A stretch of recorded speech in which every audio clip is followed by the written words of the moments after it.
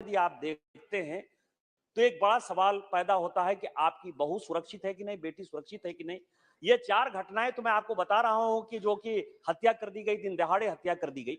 लेकिन जो एक बड़ा ट्रेंड डेवलप हुआ है और पूरे देश को जानने वाला सवाल है सर, कि आदिवासी लड़कियों के साथ मुसलमान शादी कर रहा है और शादी करके उनके जो बच्चे हो रहे हैं वो मुसलमान हो रहे हैं। जब झारखंड अलग हुआ तो उस वक्त पाकुड़ एक जिला है हमारे यहाँ जिसका पॉपुलेशन 30% 32% मुस्लिम पॉपुलेशन था। आज वो 66% पर हो गया है। मैं जब गोड्डा में पहली बार चुनाव लड़ने के लिए गया 2009 में अध्यक्ष महोदय, तो उस वक्त जो है केवल और केवल 2 लाख मुसलमान थे। आज 4 लाख मुसलमान। क्या ये यहाँ के मुसलमानों का रोजगार नहीं छीन रहे? क्या एएसआई और पीएफआई की जो एक्टिविटी है इस देश को तोड़ नहीं रही है? पूरे दुनिया का जो भी साइबर क्राइम हो रहा है वो सब मेरे इलाके में हो रहा है। यदि आप देखेंगे जामताड़ा नाम का नेटफ्लिक्स पर एक बड़ा सीरियल हो चुका है और वो सब बांग्लादेशी मुसलमान और घुसपैठिए कर रहे हैं। मेरा आपके माध्यम से सरकार से आग्रह है कि ये समय आ गया है कि नेशनल पॉपुलेशन रजिस्टर बनाइए, जो बांग्लादेशी घुसपैठिए हैं उसको बाहर करिए और जो आदिवासियों के नाम पर जो प्रताड़ित हो रही हैं महिलाएं, जो शादी करके धर्मांतरण कर रहे हैं और जिसके ऊपर सुप्रीम कोर्ट ने भी एक बहुत श्री बड़ा मनीष क्वेश्चन तिवारी किया जी। है, उसको आप रोकने का प्रयास करें। धन्यवाद। सभापति महोदय, आपका बहुत बहुत धन्यवाद। मैं आपका ध्यान एक बहुत ही संवेदनशील और दुर्भाग्यपूर्ण मामले की ओर आकर्षित करना चाहता हूं।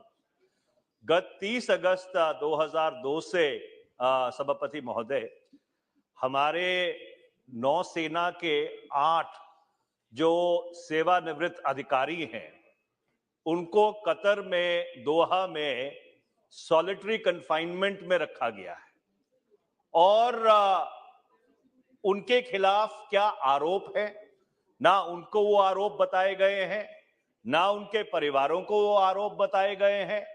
और 90 दिन सॉलिटरी कन्फाइनमेंट में रखने के बाद जब उनको 1 दिसंबर 2002 को एक अदालत के सामने पेश किया गया, उनकी सॉलिटरी कन्फाइनमेंट की अवधि फिर 30 दिन के लिए बढ़ा दी गई। मैं सभापति महोदय आपके माध्यम से अनुरोध करना चाहता हूं, विदेश मंत्री भी अभी आएंगे अपने बिल को सदन के पटल पर रखने के लिए, कि ये बहुत ही गंभीर मामला है।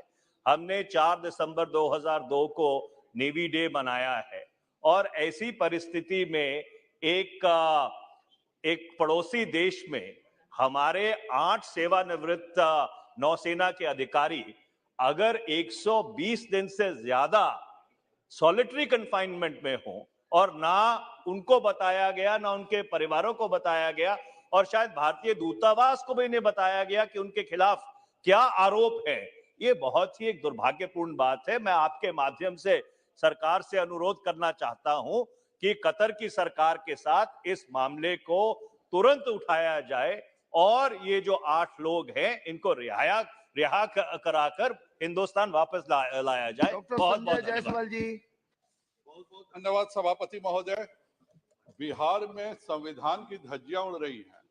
बिहार में जो भी स्कूल हैं उसमें बिल्कुल साफ नियम है कि जो सरकारी स्कूल है वह रविवार को बंद होंगे और जो उर्दू स्कूल है वह शुक्रवार को बंद होंगे। और इसमें मुझे कुछ नहीं कहना है, लेकिन पूरे सीमांचल क्षेत्र में, चाहे वो किशनगंज हो, पूर्णिया हो, अररिया हो, सभी जगहों पर शुक्रवार को छुट्टी दी जा रही है। जो भारत सरकार अपना मध्याह्न भोजन शुक्रवार को देती है वो बढ़ता नहीं है, वह पूरा का पूरा पैसे का घोटाला हो रहा है। और संविधान से ऊपर व्यक्ति कैसे हो सकता है? जब मेरे क्षेत्र में मझरिया में एक उर्दू स्कूल है, एक भी अल्पसंख्यक बच्चा वहां नहीं पढ़ता है, फिर भी जबरदस्ती शुक्रवार को वहां छुट्टी कराई जाती है, यह कहते हुए कि यह उर्दू स्कूल है, जबकि वहां एक भी अल्पसंख्यक बच्चा नहीं है। वही सीमांचल के क्षेत्र में एक पूरी साजिश के तहत जो एक पूरे इलाके में बांग्लादेशी घुसपैठियों के कारण शुक्रवार को स्कूल में छुट्टी कराई जा रही है, उस दिन का मध्याह्न भोजन का घोटाला हो रहा है और बिहार सरकार पूरी तरह से चुप है। अभी पीरपैंती में भी श्रीमती नीलम देवी जी की जघन्य हत्या और वह पुलिस अधीक्षक कहता है कि नहीं, यह मामला उधार ले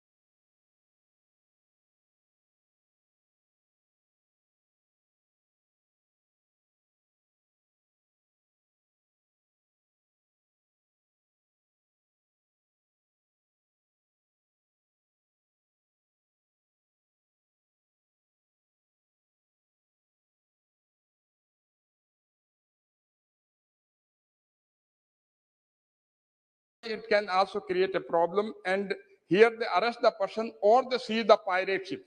So we are giving the power to the authority. Either he can arrest the ship or seize the private ship. So if he only sees the private ship and he is not arresting the person, so this power is given, we are empowering the authority, either arrest the ship or seize the vessel, seize the private ship. So arresting the person is not mandatory. He can only seize the private ship and property on the board and finish his job, because he can say very well that I am acting in accordance with the provision of the law. And again, the word suspicion is not there. It has not been treated as punishment. So once we are not treating it as a punishment under the definition of the piracy, then it may create some problem. And about the authorized persons, there is no problem. And again, the argument about the presumption, because Mr. Manish Tiwari ji has referred about the presumption. In some of the law, presumption, on the basis of the presumption, person can be prosecuted. But no doubt it depends upon country to country. But once the offense is extraditable, then it can be on the basis of the reciprocity. We can bring the accused here and prosecute. But the presumption of committing the crime, unless contrary is proved, we have under the bill, we have given the sufficient safeguards. The safeguard is, but because these are the mandatory safeguards, that the recovery of arms and ammunition. Once we recover the arms and ammunition, then presumption can be drawn. In absence of arms and ammunition, no presumption can be drawn. But so therefore, the sufficient safeguards have been provided under the bill that once the arms and ammunition have been recovered, or those are used or intended to be used, the evidence of force and threat is there. The evidence of intended threat is there. So in the bill, the sufficient safeguard have been taken with respect to the presumption. No doubt the presumption is that presumption of the guilt. So some of the enactment we have in this Prevention of Corruption Act like that, that is a valid enactment.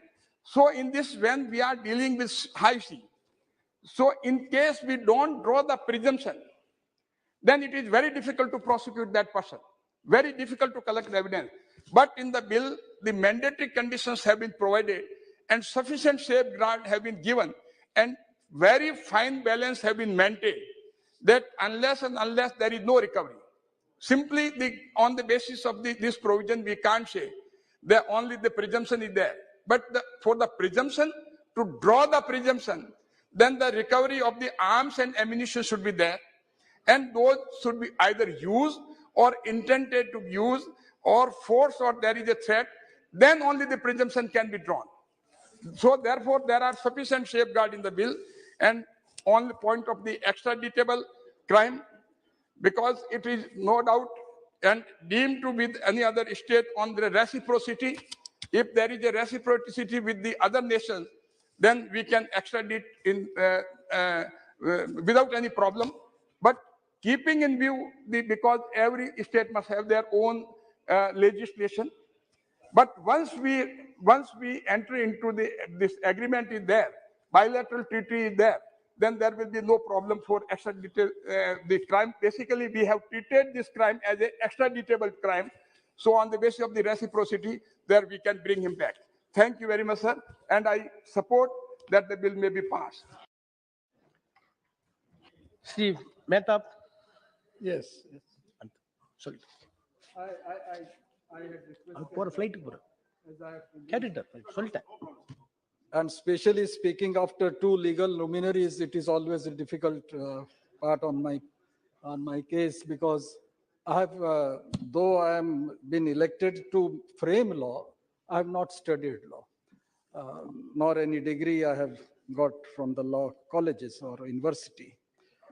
And second point which I would like to mention after hearing two colleagues of mine, piracy has not been there in the IPC. You yourself know, sir. The Indian Penal Code is just another version of Irish Penal Code.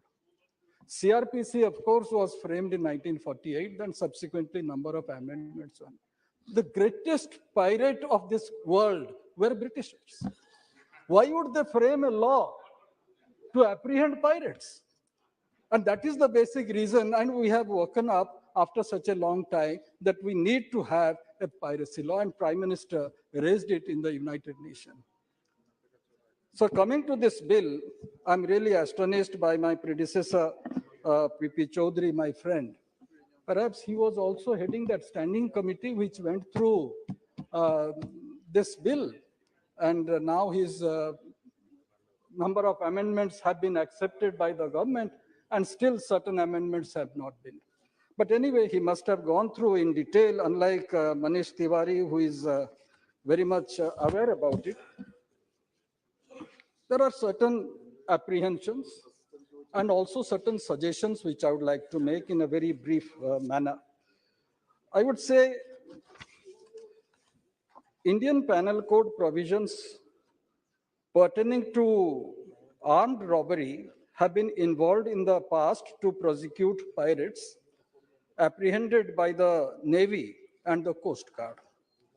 But in the absence of a specific law on the offense of maritime piracy in India, problems were being faced to ensure effective prosecutions of pirates. This is the basic reason for which this law has been framed.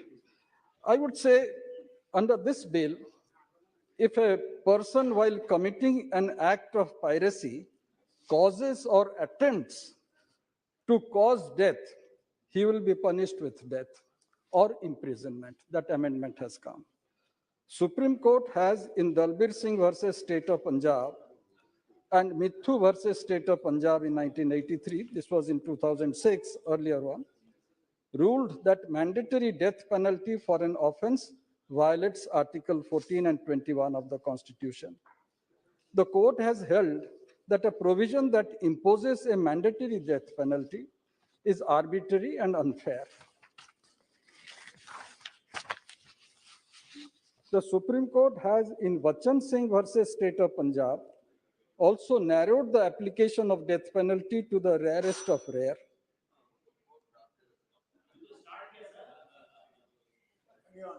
He is having only 3 minutes, but however, just warning. Sudden love for you. Sir, this bill defines piracy, and here certain actions may fall on different offenses and have differing penalties. And there are 3 or 4 in that line.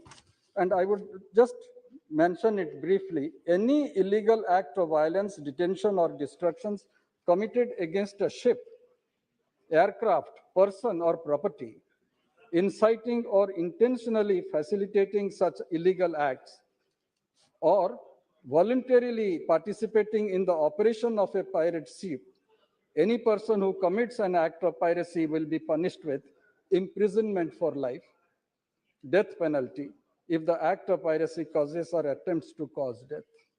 However, another clause in the bill provides for imprisonment of up to 14 years, along with a fine, if a person aids, assists, participates, organizes, or directs another person to participate in an act of piracy.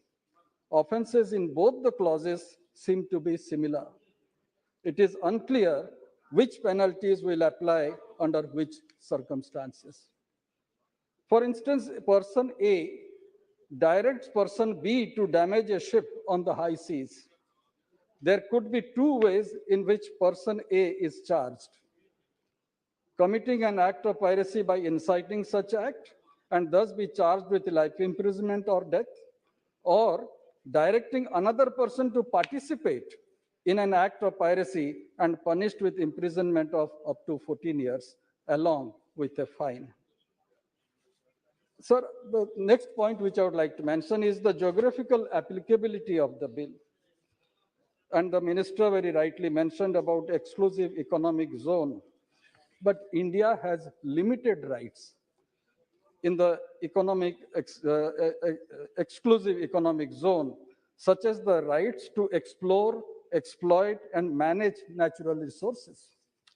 Currently, certain acts of piracy, such as acts of violence against ship and seizure of a ship occurring in the EEZ, are covered under the Suppression of Unlawful Acts Against Safety of Maritime Navigation and Fixed Platforms on Continental Shelf Act, that is SUA Act 2002.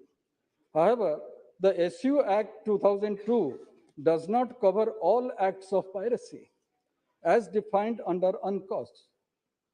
For example, an act of theft that does not endanger the safety of a ship in the EEZ will not be covered under the SUA Act 2002, but this would qualify as an act of piracy under UNCLOS and this bill. Sir, I would not go into the other aspects, but on international law, UNCLOS, the United Nations Convention on the Law of the Sea, is the first comprehensive enforceable international environmental law covering all forms of marine pollution, land-based, atmospheric, shipborne, and originating from activities on the seabed. UNCLOS of 1982 entered into force on November 16, 1994. Although many nations have signed and notified UNCLOS, their number has not been sufficient to bring it into force. Despite the fact that UNCLOS runs 320 articles and 9 annexes, there are still important issues that require further work. For example, controversies exist over overlapping jurisdiction of territorial waters, that is 12 nautical miles, and exclusive economic zone, that is 200 nautical miles. Therefore, my suggestion is the government must review the provision of death penalty for pirates involved in killing or attempt to murder cases in the proposed piracy bill, as the extradition of the accused may be difficult, which my friend Manish just now mentioned. The law must provide for legal immunity for acts done in good faith. My previous speaker just now mentioned, if arms is seized, but arms for what? Ship may be carrying arms for their own safety, so that security personnel duly authorized by the government to deal with the problem get protection. International cooperation on the issue of maritime piracy at various international platforms should also be brought. All necessary steps should be taken by the concerned ministerial authorities. Sir, the bill, of course, is a landmark move to combat the issue of piracy at sea. However, the proposed law must be reviewed based on international laws. The provision of death penalty, as I have stated earlier, and I had moved an amendment last session, and but I would say must be reconsidered to ensure better acceptance of the proposed law. With these words, I conclude, sir. Sumati. Thank you very much, Chairperson, sir, for having given me this opportunity to speak on this anti-maritime piracy bill. At the outset, I would like to associate myself with the Honorable Member of the Parliament, Dr. Manish Tiwari, to change the nomenclature as Maritime Anti-Piracy Bill. So, my story starts at sea, a perilous voyage to an unknown land, a shipwreck, the wild waters soar and heave, the brave vessel is dashed all to pieces, and all the helpless souls within her drowned. Thus, Shakespeare describes the natural calamities and dangers of a sea voyage. But apart from these, the pirates of the sea are the most dangerous threat, who seize, destroy any ship at high seas and sometimes even at the harbors at shore. Also, they are involved in many other illegal activities like smuggling and slave trades. So the sea piracy mafia needs to be dealt with iron fist. And so I really appreciate our government's initiative to bell the cat legally through this bill. So according to the International Maritime Bureau of the ICC, piracy attacks on ships were increased by 20% between 2019 and 2020. India is the largest stakeholder in maritime trade, having our crew and officers constitute nearby 10% of the global seafaring community. And thus it's high time to have this bill passed. And we have our union minister here right now for the external affairs, Dr. S. Jaishankar, who has labored much to bring this bill to see the light of the day. I appreciate wholeheartedly his efforts and hope this will bring sea changes in the Indian maritime history. Sir, the Union is bringing the law as part of the commitment made by India while signing the United Nations Conventions on the Law of the Sea, UNCLOS, in 1982, and the UNCLOS was ratified by India in 1995. I welcome this bill, but would like to draw the attention of this august House through you to some major incidents. Sir, the introduction of this bill comes after some days after 18 Indians aboard a crude oil ship carrier were kidnapped off the coast of Nigeria. Some time ago also, the House would not have been forgotten. An incident had been reported about our fellow Carolite fishermen being killed by the authorities in an Italian naval ship. And since there was a lacuna in the legal system, much had been deliberated and spoken about. And even when we were waiting for the offenders to be punished, they were just let go, which was a very sad thing. And I like to bring those things, incidents, to the attention of this august House, because that's how this bill seems to be very, very important. So, to have a separate domestic legislature on piracy, as well taking care of the fellow fishermen from all the states of India is also very, very important. Yes. That's the point I would like to make here. So far, we have to rely on the Indian Penal Code relating to the offense of wartime piracy in India, and the penal codes are only applicable up to territorial waters. Also, the international naval presence in the Gulf of Aden made the pirate to have a paradigm shift to east and southwards. So everybody's eyes are now up to the southern part. I appreciate the initiative to pass this bill after so much mulling over on discussions from 2019 onwards, as have been pointed out by my esteemed colleagues. However, during the 15th Lok Sabha, a redrafted bill was presented and it was lapsed. So why I am just pointing out the detailed efforts is, while so much effort have been taken by the Union government, showing keen interest and evident interest to safeguard Indians, our trade and other seafaring activities, sheer neglect has been shown to our Tamilian fishermen throughout. Aren't we the sons of Bharat Mata, as you proudly say? So whenever there is a Tamilian fisherman being attacked by the Sri Lankan Navy, the headlines will scream that Indian fishermen are attacked. Whereas in Gujarat, I won't budge in. Whereas Tamilian fishermen are attacked, the headlines will scream, Tamilian fishermen are attacked. I beg your pardon. But wherein Gujarati fishermen are attacked, then the headlines will say Indian fishermen are attacked. Why this stepmotherly treatment to us? Our Chief Minister, Thalapathy M.K. Stalin, has umpteen number of times raised this issue, and our floor leader, respected member of the parliament, Sir Tia Balu sir, also has raised this issue in the parliament. But recently, how many incidents have been, listed? See, 600 fishermen have been killed in the recent times, and thousands of their fishing vessels seized and damaged, more than 600 in the last 30 years. But the government is not taking any stringent laws through legal actions, rather than negotiations and table conferences and diplomatic talks. Also, sir, another important thing is, I would like to bring to your kind notices regarding the Kachativu.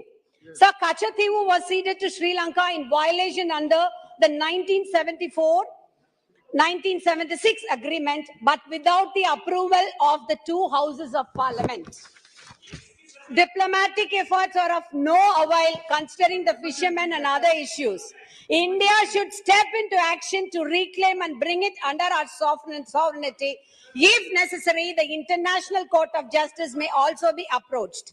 Sir, no doubt, I welcome this wonderful, important piece of legislation whereby the union government is empowered to notify designated courts for the trials of piracy and also to increase the scope of maritime navigation beyond the territorial waters to cover economic EEZ. So I have a request here to the union minister, kindly set up one or more courts of sessions in southern parts, especially in Tamil Nadu. Yes. That is our kind request, especially in Tamil Nadu should be set up. Sir, as has been pointed out by the members of my respected colleagues here, the punishment of a death penalty is not at all advisable. And as had been rightly pointed out by the union minister here also, we hope that it would be abolished because we have had this history of Justice V.R. Krishna Iyer, the pioneer of judicial activism, who is a strong advocacy against the capital punishment, and our CM is also, all of us are against it, and our own Mahatma Gandhi, we have him, who has said that I cannot in all conscience agree anyone being brought to gallows. Even countries like USA, Italy, who have been part of this, which have been refrained, they have refrained themselves from this capital punishment. Sir, I have a few suggestions also apart from this. The standing committee has stated the role, the one particular point, that the role of the state government has to be clearly defined. Yes. In order to emphasize and promote effective coordination mechanism. So kindly take that also into account. And again, sir, one more point. There is no mention of international cooperation for the repression of piracy in this bill, which should be addressed.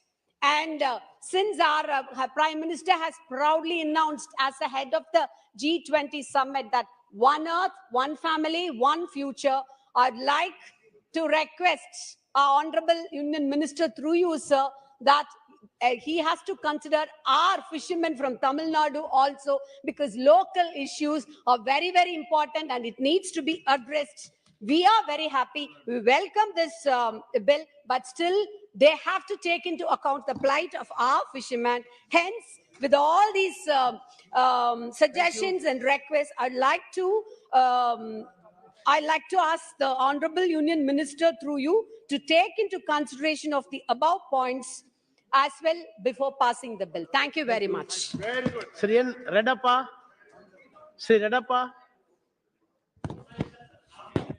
Sir, I would like to thank the Honorable Chairperson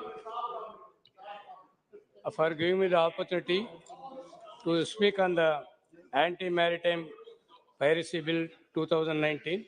Sir, at the outset, I would like to bring out the importance of Indian Ocean. Sir, the sea lanes in the Indian Ocean are considered among the most strategically important in the world.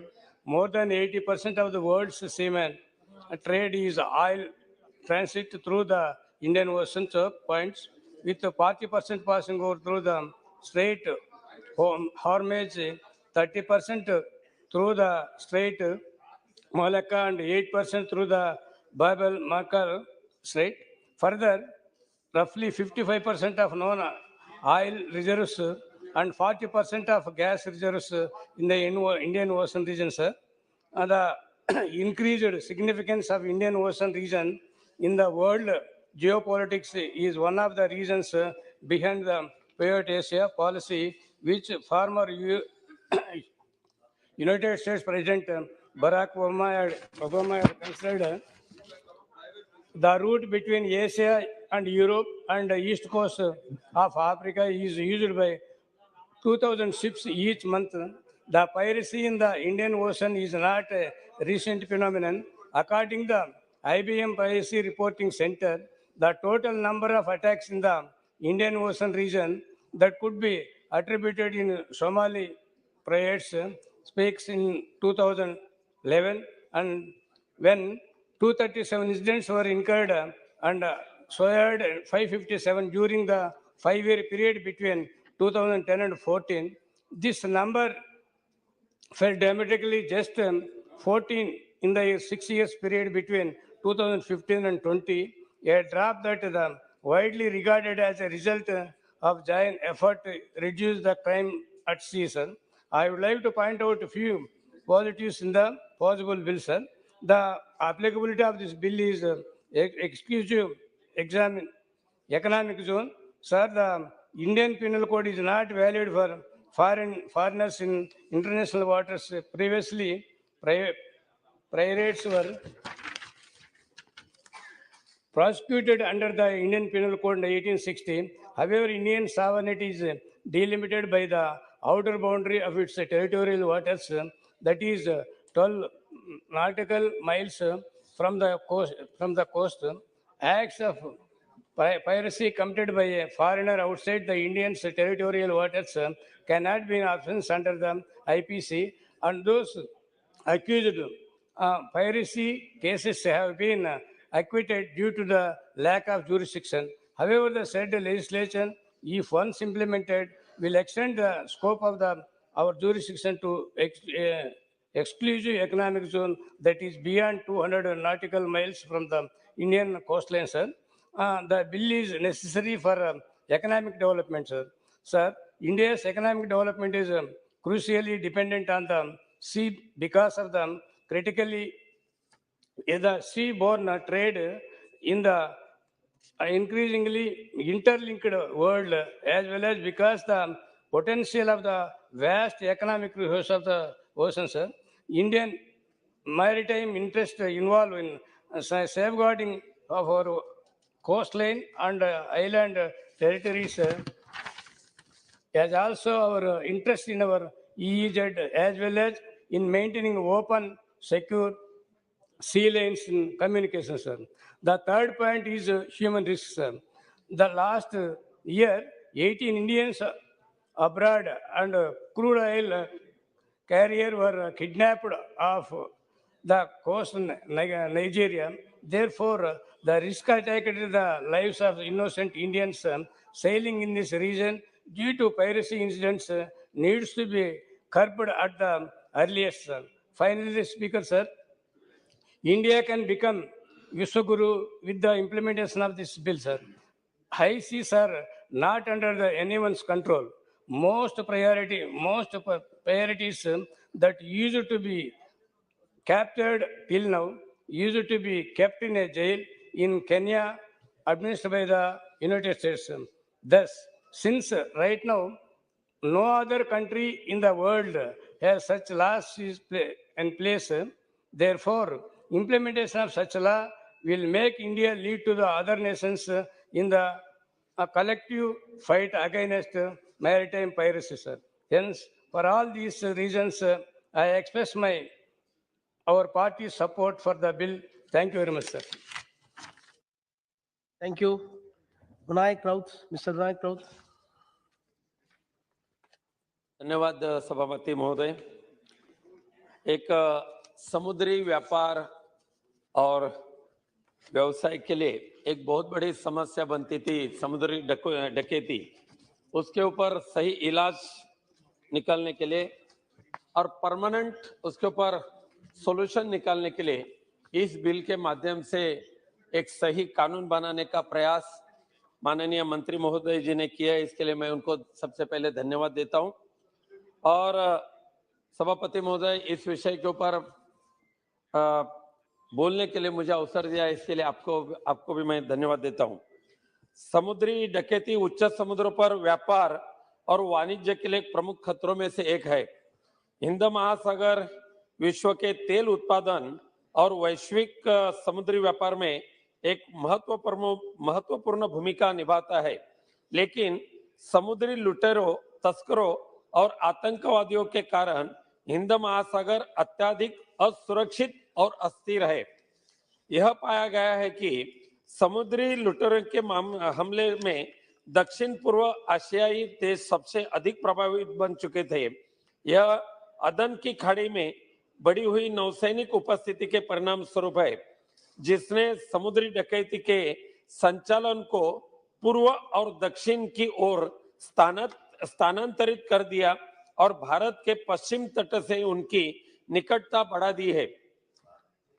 खास करके सभापति महोदय, मैं बताना चाहता हूं कि 3 दिसंबर 2019 को एक कच्चे तेल वाहक पर सवार कई भारतीय, करीबन 18 भारतीयों को नाइजीरिया के तट से अगवा कर दिया और बातचीत के बाद कई दिनों के बाद उनको रिहा कर दिया। लेकिन नाइजीरिया के तट के पास समुद्री डकों के द्वारा अगवा करने की अन्य कई भी घटना इसके पहले भी हुई थी।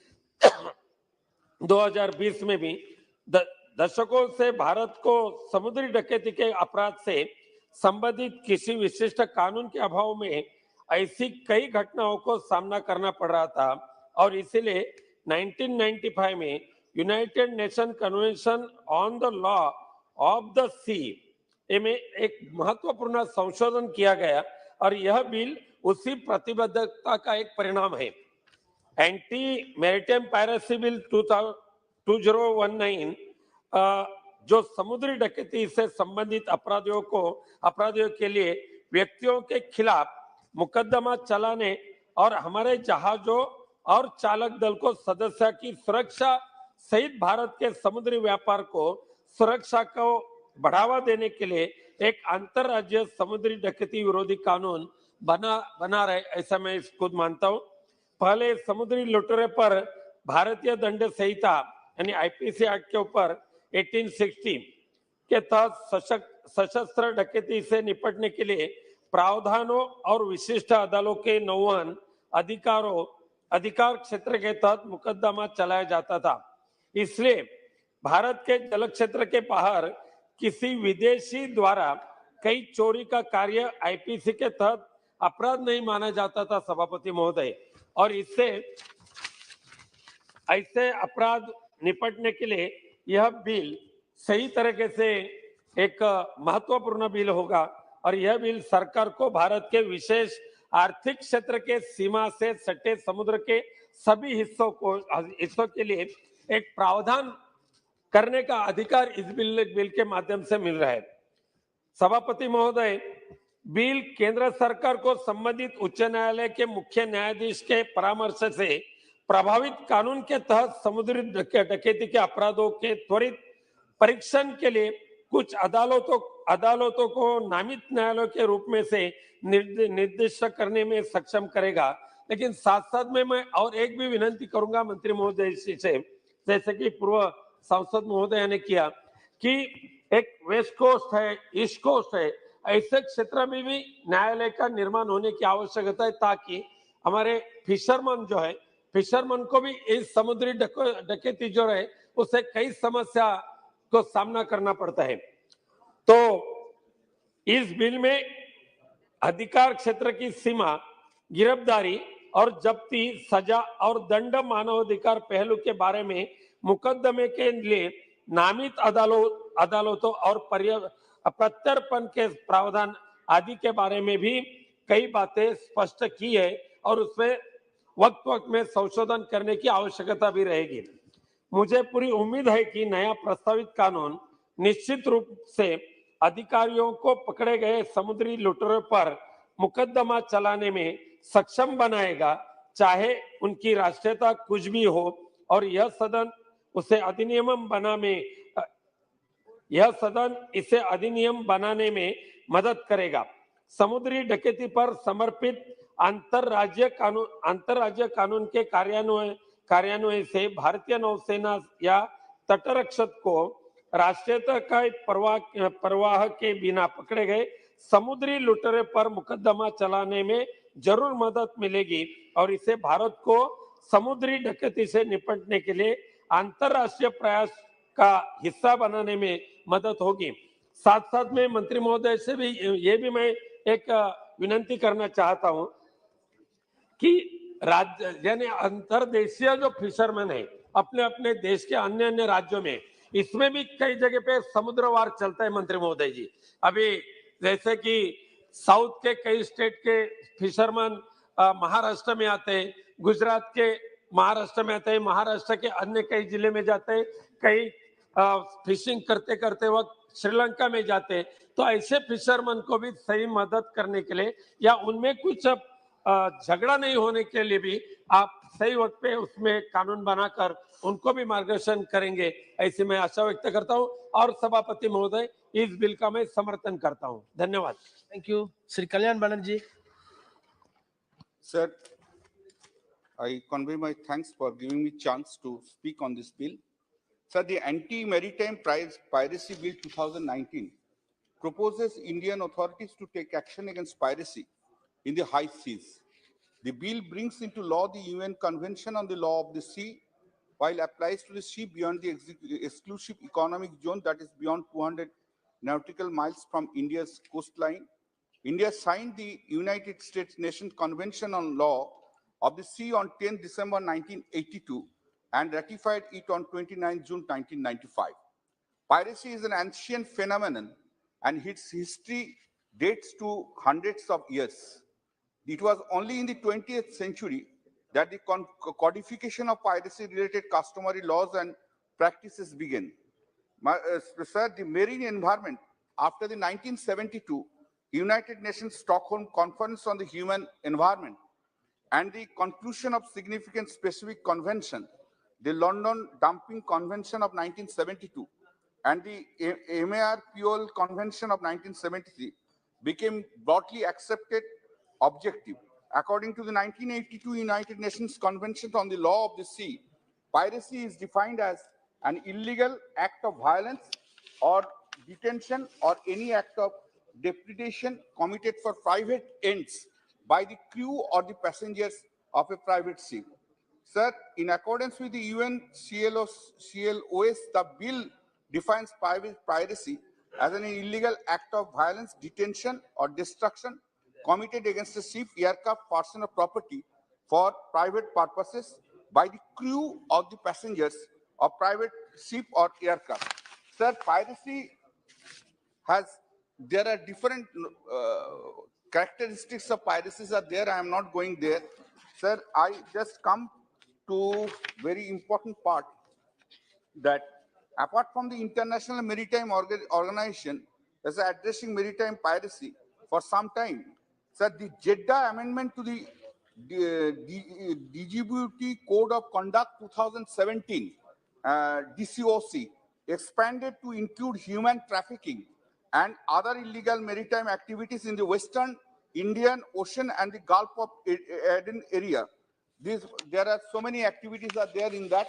I am not going into details. During the period 2009 to 2019, over 500 Indians were captured by pirates around the world at various points of time. The United Nations Security Council, in a number of resolutions adopted since 2008, urged the UN member states to cooperate in investigation and prosecution of all persons responsible for acts of piracy, and further called upon states to criminalize piracy under their domestic law and to favorably consider the prosecution of suspected and imprisonment of convicted pirates. Now the question is that we can draw a line or can fence on a solid land, which is impossible to make a barrier or line on a liquid or on sea. Hence, the system of state baseless is not applied by a state in such a manner as to cut off the territorial sea of another state from the high seas or an exclusive economic zone. Sir, I am giving one information, that's it, but through my speech. The creeks along the coast in Gujarat and Sundarbans in West Bengal are the most preferred routes for smuggling and infiltrations. The security in EEZ is also very important, for which state police has no role to play. It is therefore important that imperative and corrective measures are implemented to address the inadequacies to realize the potential of maritime sector. ASG SCAG in its report has said that manpower shortage proved to be the major hindrance in functioning of marine police stations to vigilance of long coastline. The surveillance must be strengthened on international border on high seas maritime border, and also special training to coastal police for posting in coastal police station. That's the problem is this training in the coastal police training, that's a very inadequate in our country, in every state where the sea coastal line is there. That there, I will request the Honorable Minister to give stress on that, to see that these maritime police who are posted there, they should be well trained. Unless they are well trained, it cannot be detected, it cannot be captured. This is one of the arena which I have found, according to me, still we are weak in that. Now, sir, regarding punishment for piracy, the details procedure has been stated. I am not on that. I am on. See, the Supreme Court of India has also ruled that awarding a mandatory death penalty for an offense violates the Article 14 and 21 of the Indian Constitution. And hence it is arbitrary and unfair in nature. Even the Section 303 of the Indian Penal Code and Section 27, subsection 3 of the Arms Act 1959, which provided mandatory death penalty for offenders, has been struck down by the Supreme Court. Kindly take note of this and consider this part. Now, what I am suggesting, instead of death penalty, whether life for imprisonment. Imprisonment means here, now the interpretation, there is a change by the Supreme Court. Till the death, life imprisonment, instead of mandatory imposition of the death penalty. Kindly consider that part. This is in England, the penalty for the offense of the piracy was a death penalty, but that has since been abolished. The penalty is now life imprisonment. That has been done. And India is also, our Supreme Court is also saying mandatory death penalty is a offending Article 14 and Article 21 of the Constitution. Mainly it is an offending Article 21 of the Constitution. Therefore, kindly just substitute this word with imprisonment for life if such person committing the act of piracy causes death or such endanger one's life on safety of a ship or an aircraft or any other means of public transport. Sir, so far my reading is concerned, so far I have made it, since I am a member of the Home Consultative Committee also, and occasions arose and where I got the scope to speak also. I will request 2-3 arenas that have to be given an emphasis, although we are supporting accepting that death penalty what I have stated, and this is all are because of the adaptations of the various conventions I have already said in my speech. Now, the first is this, what I have observed that even the state, this coastal police, there are coastal police limited. There, in every state, the training is essentially required. Essentially required. Do not compare them with the just local police, other police. This has to be given an emphasis, and you introduce that centrally. That training has to be taken, how it has to be taken, etc. That has to be given. Secondly, in the border area, where the state arena is over 8, possibly 8 NM. After the 8 NM, immediately in a national level, either your border security or whatever it may be, that you have to take care about that, because immediately after 8, the national level police, whoever is in charge, they have to take the responsibility of that. This is the arena. Arena is really remain no one's arena, and all that smugglers and all that things are being done in that arena. Kindly take care about this, and I have already said about the death penalty. With this, sir, of course, this bill was more earlier. It was required. We are doing it. Support. Thank you, Sri Alok Kumar Suman.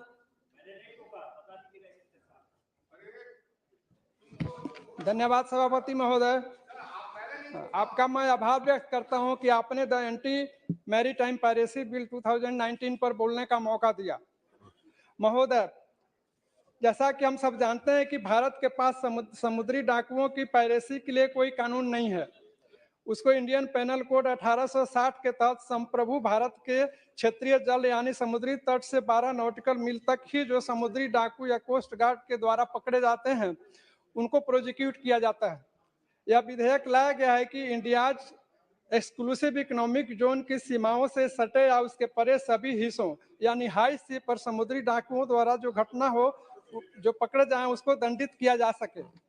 महोदय, this legislation is an outcome to the commitment made by the India by signing the United Nations Convention on the Law of the Sea in the year 1982. Bharat ने इस convention को 1995 में rectify किया। इस विधेयक के पास होने से भारत के समुद्री व्यापार से जुड़े सभी सेफ्टी एंड सिक्योरिटी की जो बात कही गई है इसे पूरा करना आसान नहीं दिखता। वर्ष 2009 से 2014 तक की आईएमओ की रिपोर्ट के आधार पर 1173 पायरेसी और आर्म रॉबरी वेस्ट अफ्रीका और अपने तटवर्ती क्षेत्रों से रिपोर्ट किया गया है। इस अवधि में 500 भारतीयों को समुद्री डाकुओं द्वारा पकड़ा गया जिसका अभी तक कुछ पता नहीं है। महोदय, अगर हम विश्व स्तर पर बात करें तो 2010 से 2021 का आंकड़ा देखें तो वर्ष 2010 में 445 जहाजों पर समुद्री डाकुओं द्वारा अटैक हुआ। वहीं 2020 में 195 और 2021 में 132 समुद्री जहाजों पर हमला हुआ। महोदय, United nation office on drug and crime 2018 के रिपोर्ट के अनुसार 6 व्यापारिक समुद्री जहाज का हाईजैकिंग विश्व स्तर पर हुआ। 13 जहाजों पर अटैक के कारण आग लगी। 130 लोगों को बंदी बनाया गया और 78 अधिकारियों को जो जहाजों पर नौकरी करते थे उन्हें अगवा किया गया।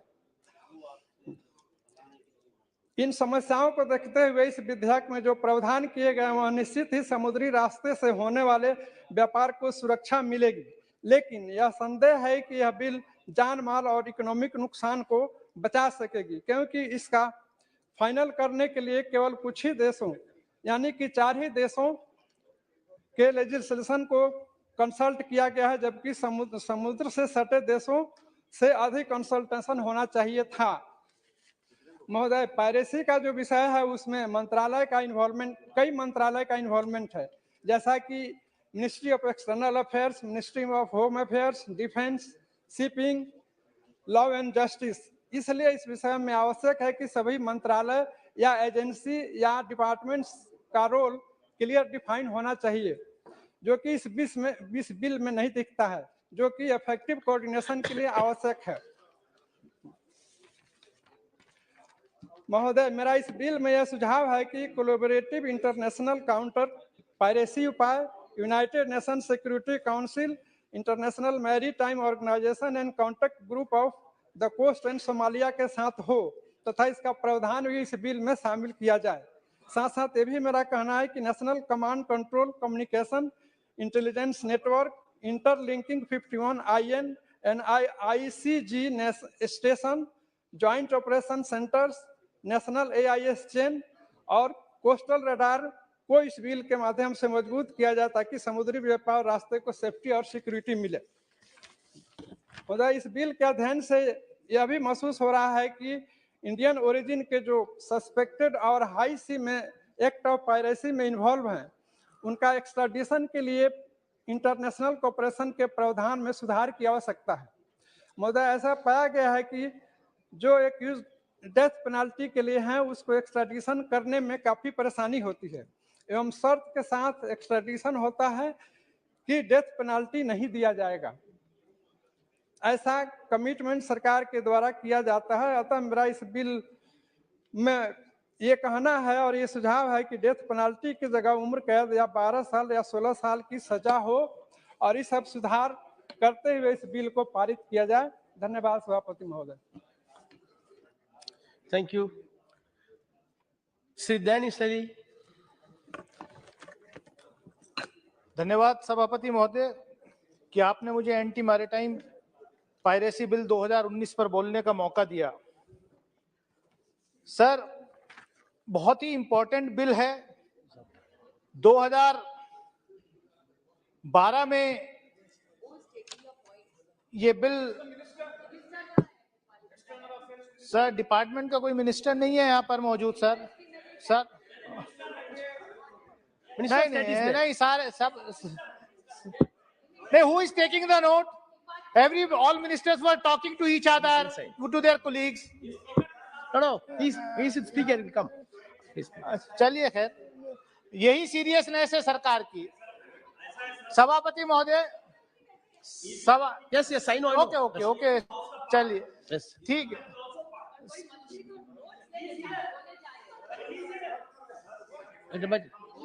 यही सीरियसनेस है सरकार की। बहरहाल देर आए दुरुस्त आए। 2012 में इस बिल को इंट्रोड्यूस हुआ था, 14 से 19 का टाइम निकल गया।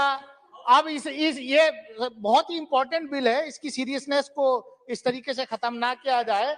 मैं सभापति महोदय, मैं आपके माध्यम से सिर्फ इतना ही कहना चाहता हूं। सभापति महोदय, मतलब ट्रेजरी बेंचेस का ये हाल है, अपनी गलती मानने को तैयार नहीं है और जो है शोर मचा रहे हैं। मुझे तो अपनी बात करने दीजिए, I already told the minister. I have already agreed. Please address the chair, please. सभापति महोदय, मैं तो आप ही को एड्रेस कर रहा हूँ। अब ये जो है बार बार डिस्टर्ब करें, मैं तो ये कह रहा हूँ ये इतना अच्छा लेजिस्लेशन है, बहुत जरूरी लेजिस्लेशन है।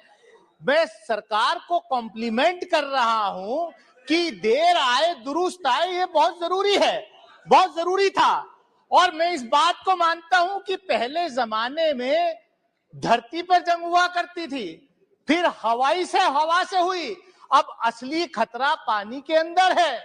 और पानी के अंदर जो है आने वाला वक्त, अगर कोई युद्ध होगा तो वो पानी पे ही होगा। और पानी के अंदर अगर सिक्योरिटी के लिए हमारी सरकार जो है सीरियस नहीं होगी तो ये बहुत उसकी बात है। इसलिए मैं तो कॉम्प्लीमेंट कर रहा हूं कि सरकार इस बिल को लाई है, अच्छा बिल है।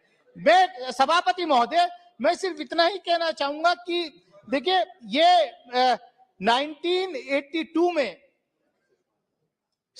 यूएन में ये हमारा जो कमिटमेंट था और फिर रेटिफाई किया 1995 में, उसके तहत ये बिल लाया गया। United Nation convention on law of sea adopted by India in 1982 and ratified in 1995। लेकिन जो मेरे से पहले सभापति महोदय कुछ कुलीग्स ने यहाँ प्रश्न उठाए हैं, मैं उन पर भी आना चाहूंगा कि ये अभी तक जो हमारा सी के अंदर, समुद्र के अंदर इकोनॉमिक जोन होता था, उस पर हमारा अख्तियार था। लेकिन समुद्री डकैत जो होते हैं, जिनको हम पायरेट्स कहते हैं, ये किसी से छुपा नहीं है कि सैकड़ों बेगुनाहों को, भारतीय बेगुनाहों को उन्होंने किडनैप किया, कई की हत्याएं भी हुई। लेकिन क्योंकि कानून ना होने की वजह से वो सब, उन पर कोई बड़ी कार्रवाई नहीं हो सकी। कानून लाया जा रहा है, अच्छी बात है, लेकिन कानून बिल जो है वो ऐसा होना चाहिए, कानून ऐसा लाया जाना चाहिए क्योंकि इसके इंटरनेशनल रिपरकशंस भी होंगे। मैं व्यक्तिगत रूप से और इस सदन में कई सांसद जो हैं ने ये बात रखी कि डेथ पेनल्टी जो है वो बहुत, ऑनरेबल सुप्रीम कोर्ट ने भी कहा death penalty should be given in the rarest of the rare cases. लेकिन यहां हम अगर अटेम्प्ट टू मर्डर अटेम्प्ट को भी डेथ पेनल्टी उसका जो है क्राइम तय कर रहे हैं, तो वो वाकई चिंतनीय है। मैं ये चाहूंगा क्योंकि जो लॉ बने उसको, क्योंकि इसका इंटरनेशनल लेवल पर भी इसकी स्क्रूटनी होगी, तो हम ये चाहेंगे कि डेथ पेनल्टी ना रह करके जो लाइफ इंप्रिजनमेंट है, life imprisonment mean life imprisonment होना चाहिए पूरी लाइफ के लिए। और इसमें ये क्लॉज भी हो जाए कि सरकार को कोई रिमिशन देने का अख्तियारात ना रहे, जैसे इटली के 2 नागरिकों को जो पकड़े गए फिशरमैन्स की डेथ में, उनको छोड़ दिया गया, और यह जैसे गुजरात के अंदर अभी बिल्किस बानो के केस में सरकार ने लाइफ इम्प्रिजनमेंट को 14 साल की सजा को रिमिशन किया, इस बिल के अंदर ऐसा क्लॉज डाला जाए कि जो जिनको गुनाह सजा दी जाए वो लाइफ इम्प्रिजनमेंट दिया जाए, डेथ पेनल्टी ना हो, लेकिन सरकार के पास रिमिशन का कोई अख्तियारात नहीं रहना चाहिए। इन्हीं शब्दों के साथ मैं अपनी बात खत्म करता हूं। बहुत बहुत शुक्रिया। Shrimati Supriya Sule, what is it?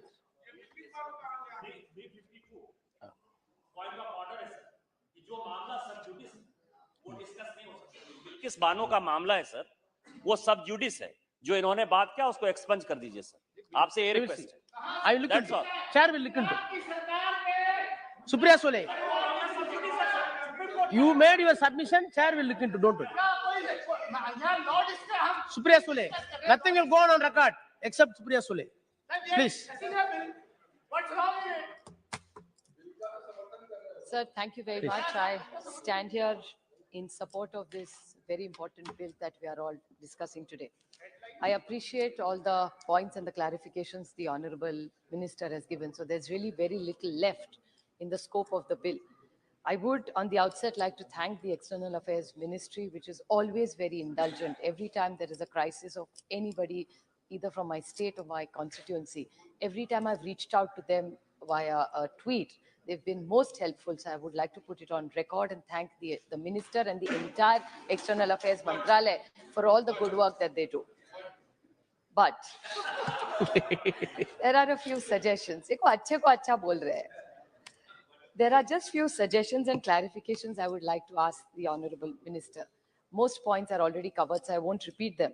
But look at the Russia and the Ukraine war. During this war, there has been an incident where there is a boat which was full of food, which was attacked.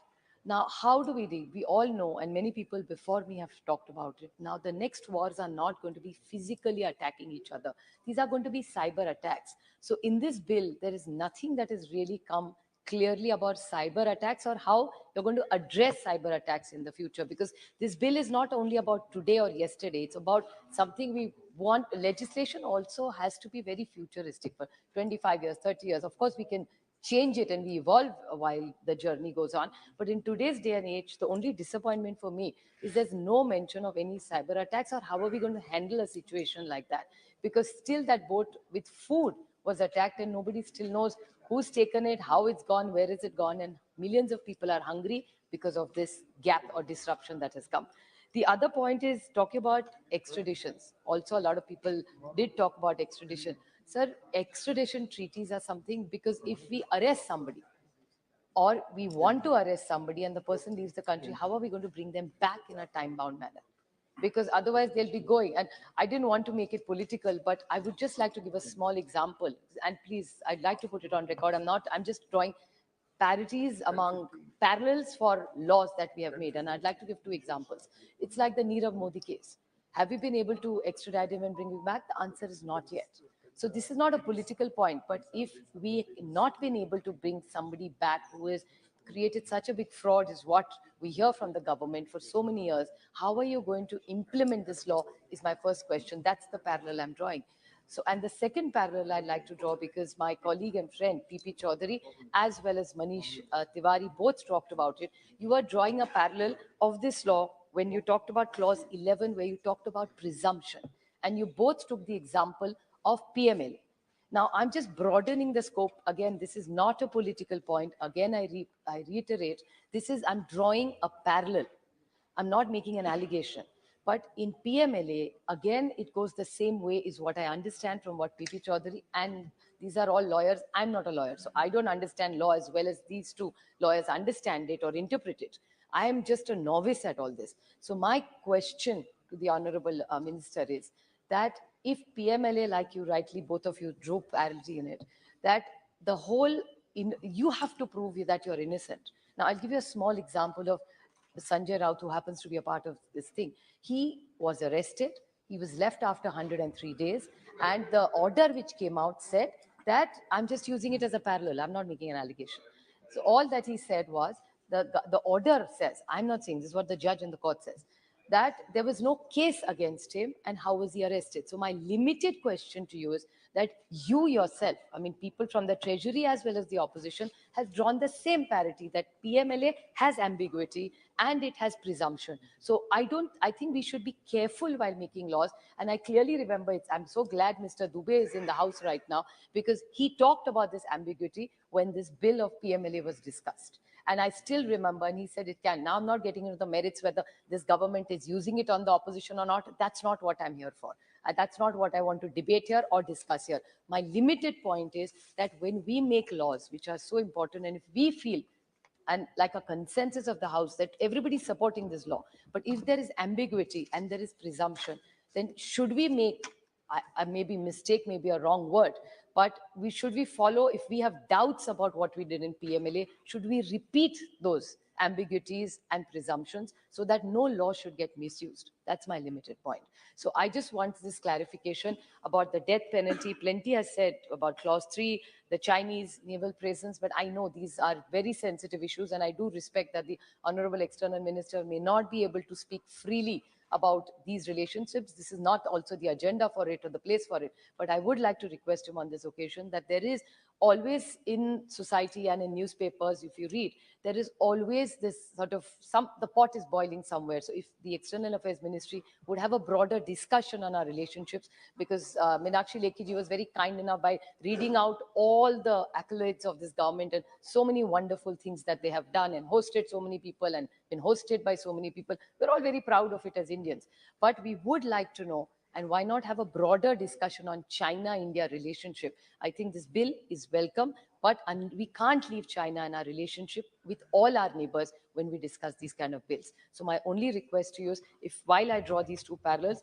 one, you missed my one point, so I'll just repeat it quickly, is about cyber attacks. Because in Russia and Ukraine, in that entire fight, there were food ships which were taken. Now, how do you bring accountability, or who do you really punish in such a situation, which is not covered here? So just two short points, either cyber attack clarification, and Mr. Chaudhary and Manish Tiwari drew the parallel of PMLA. So if you could kindly clarify. And I support this bill. Thank you very much. Sri Mohammed Bashir. Sir, I support this bill. I feel that this is in the best interest of the nation. With coming to the bill, sir, with regard to definitions, there are clarity in this. There is no ambiguity in this. And in that way also, it is drafted nicely. Sir, the Committee on External Affairs, which scrutinized this bill, has said,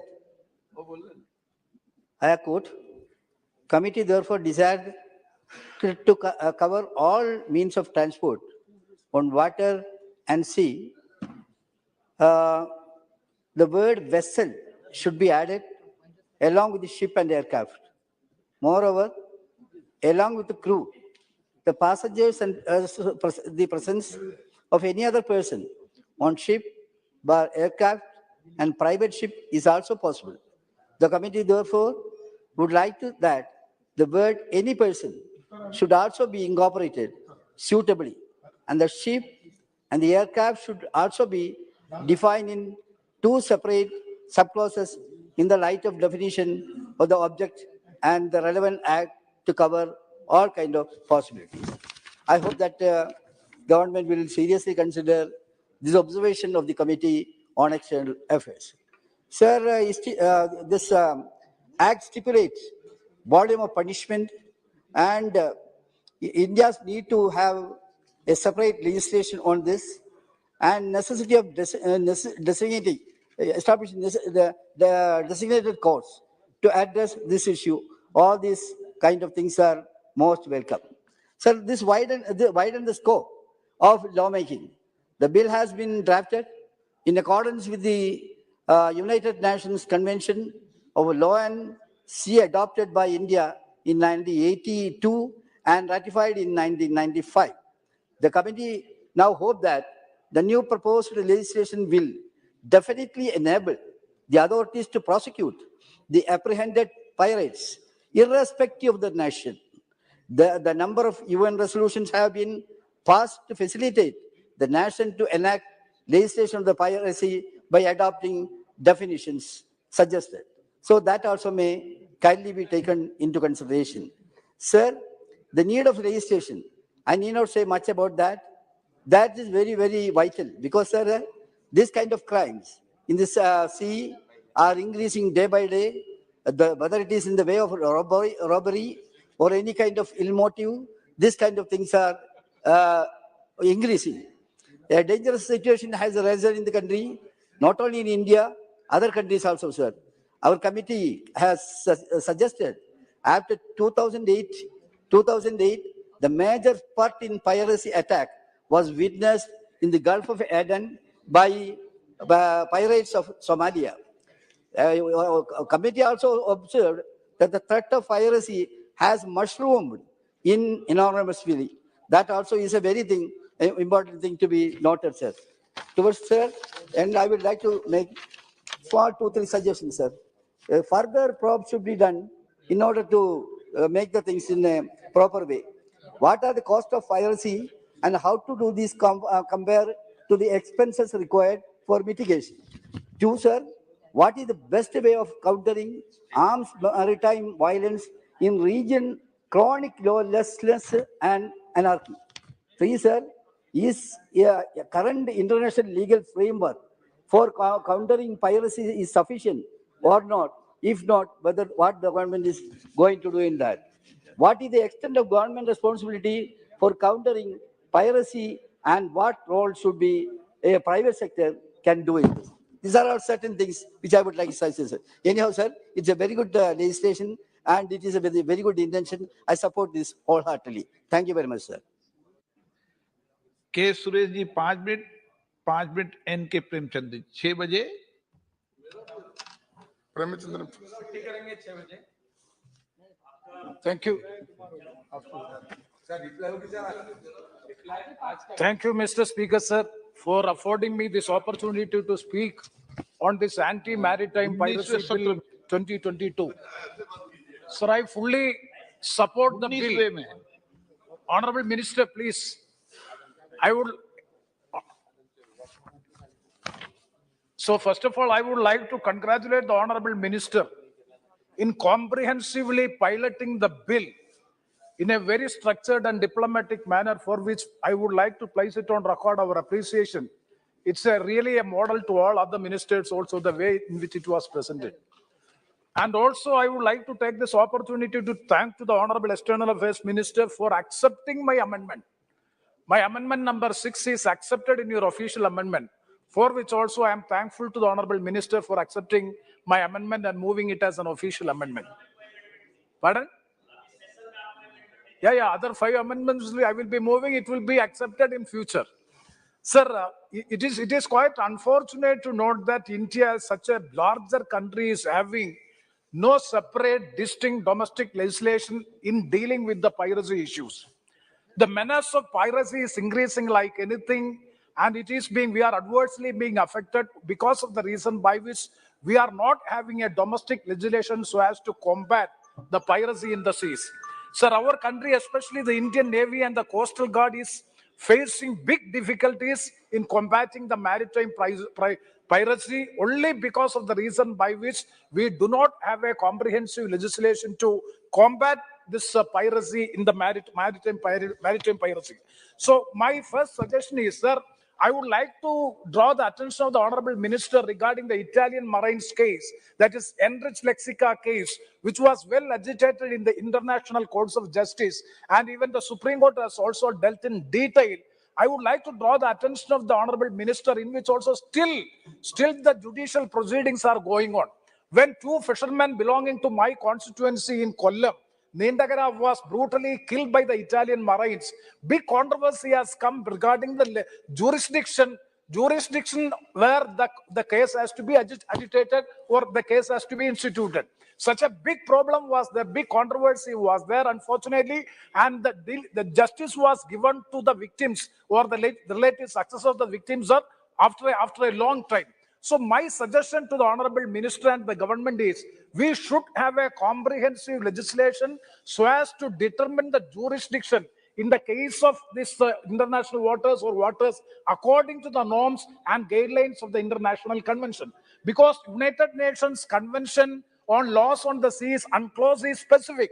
So if the country, the domestic countries or the signatory countries or the signatory states are having ample freedom to have legislation of their own, but it should be within the stipulated norms of the convention, rules and regulations. If that be the case, my first suggestion is the government of India should have a comprehensive legislation in respect of the crimes in the seas. Sir, coming to the bill, I fully endorse the views, and it is a scrupulous scrutiny of the provisions of this bill by Manish Tiwari ji regarding clause 3, clause 4, clause 6 and other provisions of the bill. So regarding the clause 3, it is absolutely a correct fact, because the death penalty, it is being disapproved by the Honorable Supreme Court. It is in the rarest of the rare cases it is being given. Now, by way of the official amendment, you are providing a discretionary right to the Supreme Court or to the concerned court. Yes, it is absolutely okay, and we fully welcome the official amendments. But at the same time, we have to be more clear regarding the jurisdiction of the cases and the way by which the case is to be investigated. So regarding, clause 6, you are defining a police officer. That is, notwithstanding anything contained in the code, the central government, for the purpose of this act by notification, confer the powers of arrest, investigation and prosecution of any person exercisable by a police officer under the code. So I would like to move an amendment. The police officer means the police officer has to be designated. What is the rank of the police officer? That has to be designated in specific. Otherwise, it will also be creating problem in the future, because it will be agitated in the courts of law.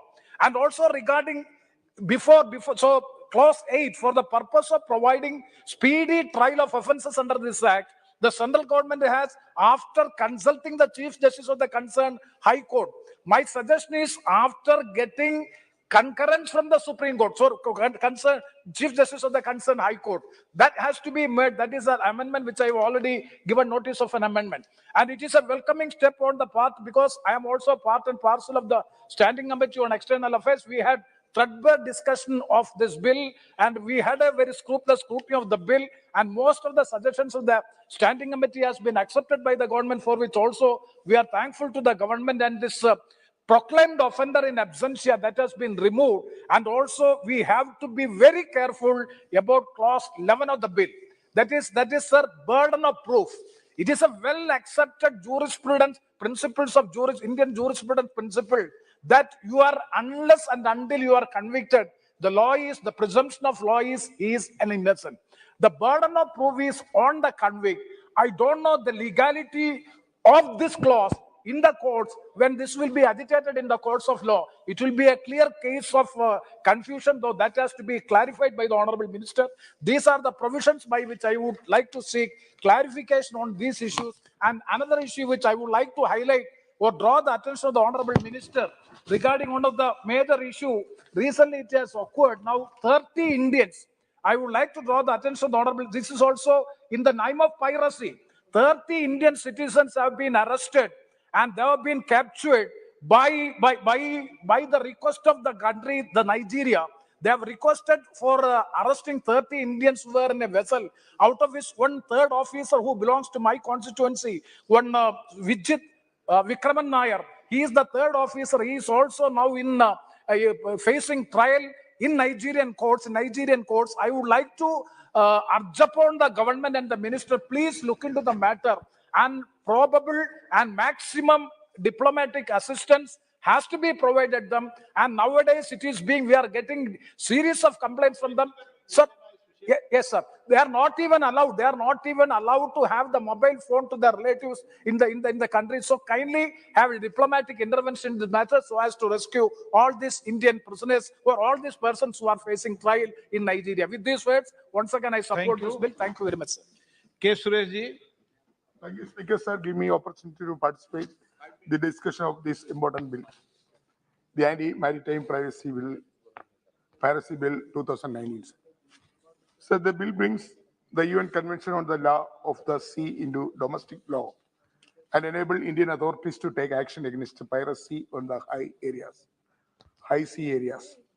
What essentially one gets to understand is that through the bill, the government of India becomes a party of the UN-led International Convention on the Law of Sea and get more truth to our differency of piracy, our deterrency on the piracy. However, there are certain areas of concern regarding the ambiguity present in the bill. Before moving to those issues, let me remind you to current incident wherein 16 Indian seafarers of merchant vessels named Heroic Idun, who are now under the custody of Nigerian Navy and are taken to the land of interrogation, which is far from any judicial dignity. Just now, Honorable Member Shri N.K. Praveen also mentioned on Vijit Vikraman case. So this is very much embarrassment of their family as well as the members of parliament in Kerala. The parents of this Vijit Vikraman and others contacted us. We also contacted to External Affairs Ministry as well as our embassy of Nigeria, but we couldn't get a proper reply from the External Affairs Ministry and also our embassy. They are not giving proper reply or not given any intervention of the results. So I would like to again bring your attention, sir. Still, this problem is not solved. Their family members are very much shocked, and I would like to request to sort out this problem at the earliest. Sir, and also, sir, many of the vessels, the poor vessel workers, those who are working in the maritimes, they are unnecessarily arrested by the Nigeria, African, especially the Ghana, Nigeria, so many countries. So without any reason, they are deliberately arresting the vessels and taken to custody. This is the situation time to time in our Indian workers, those who are working the various vessels. So I would request the government to initiate further discussion to secure the release and help them reach safely India fast possible. And any discussion on maritime piracy, where India is a party to, must consider the pain and desolation of illegal detaining of Indian seafarers or the other nations, and securing them must be policy priorities. Speaker, sir, let me come to the other issues pertaining to the bill. Jurisdiction issue. The bill will be applied to the sea beyond exclusive economic zone, EEZ, that is beyond 200 nautical miles from India's coastline. However, it is unclear if it will apply to EEZ that extend between 12 and 200 nautical miles from the coast of India, which means that area of jurisdiction being unclear will result in loopholes for pirates and other criminals. The government must take it up the provide clarification, sir. The bill states that for the committing acts of piracy, the convict shall be punished with imprisonment for the life of death. It is unclear in the bill that how the overlap of the 14 years term and the life term will be determined, since committing an act of piracy will necessarily include participation as well. Sir, I'm के सुरेश जी तक बोलने तक बढ़ाई जाती है, पर 2 minute में खत्म होगा. Yes, sir. I'm concluding, sir. Sir, issue with the death penalty, Supreme Court of India has advocated for the use of extreme punishment in the rarest of rare, according to the top court.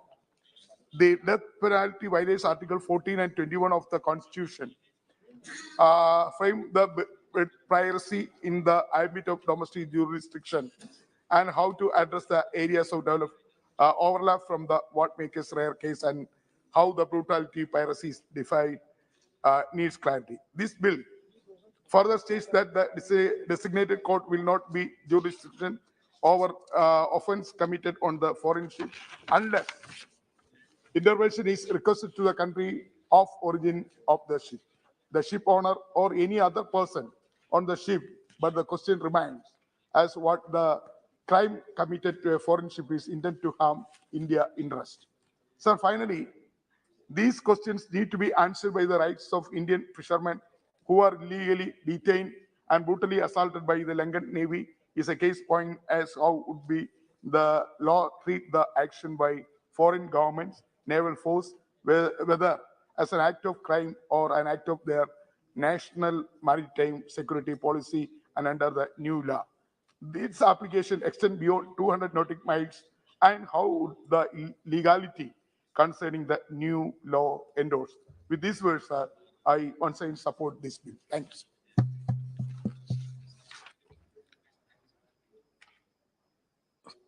इस विधेयक को हम फिर debate और आगे भी करेंगे और उस समय मंत्री जी का जवाब मिलेगा। सभा की कार्रवाई कल गुरुवार दिनांक 8 दिसंबर 2022 को 11 बजे तक के लिए स्थगित की जाती है।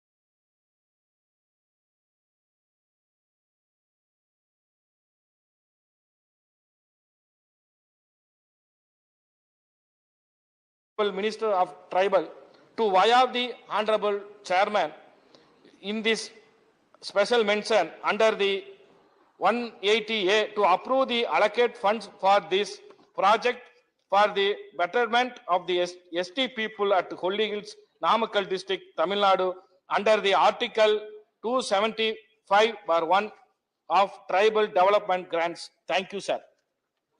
Shri Mujibullah Khan, Shri A.A. Rahim. This opportunity. The HLL Life Care Limited is a Government of India owned public sector undertaking in Thiruvananthapuram, Kerala. It produces various healthcare products and its brand have large market share in the country and abroad as well. Hindustan Latex Limited has its head office in Thiruvananthapuram and factories in 7 locations across India. 4 of the factories were built in Kerala, such as Perurkada, Akkulam, Kakkanad and Airapuram. The rest 3 factories are in Belgaum, Manesar and Indore. HLL currently has 220 pathology labs, 47 imaging centers and 6 labs under the brand name Hind Labs. It runs a total of 253 pharmacies across our country. HLL runs a subsidiary with the name of HLL Infratech Service Limited.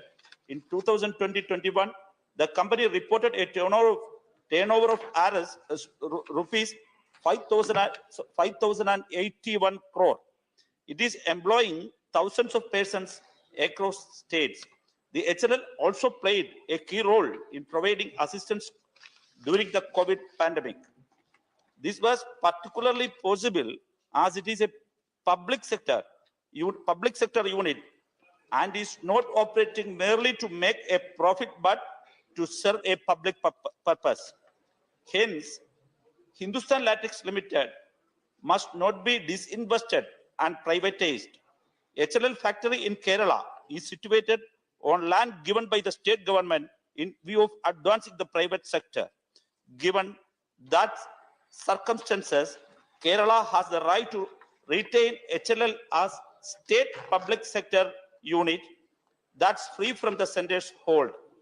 The land and assets owned by HLL should therefore be returned to Kerala, or alternatively, the state should be allowed participation in this auction. Thank you, sir. Dr. Amar Patnaik. Thank you, Chairman, sir. So I rise to make this statement relating to demand for revising the sharing pattern of centrally sponsored schemes for Orissa. So inter and intra-state regional imbalances stem from an asymmetric growth exacerbated by historical socio-economic backwardness of vulnerable groups, calling for the focused attention of the government. The aspirational districts of program is a step in that direction, with Orissa having 10 out of those 112 districts. However, without any budgetary allocation and delinking 8 centrally sponsored schemes will have a steep increase in the state's share. An immense financial burden has been imposed on the Orissa's exchequer. Further, the unique geoclimatic conditions of Orissa make it vulnerable to multiple natural disasters. The total financial losses incurred by Orissa due to natural calamities from 1994 to 2019-20 amount to 85,313 crore.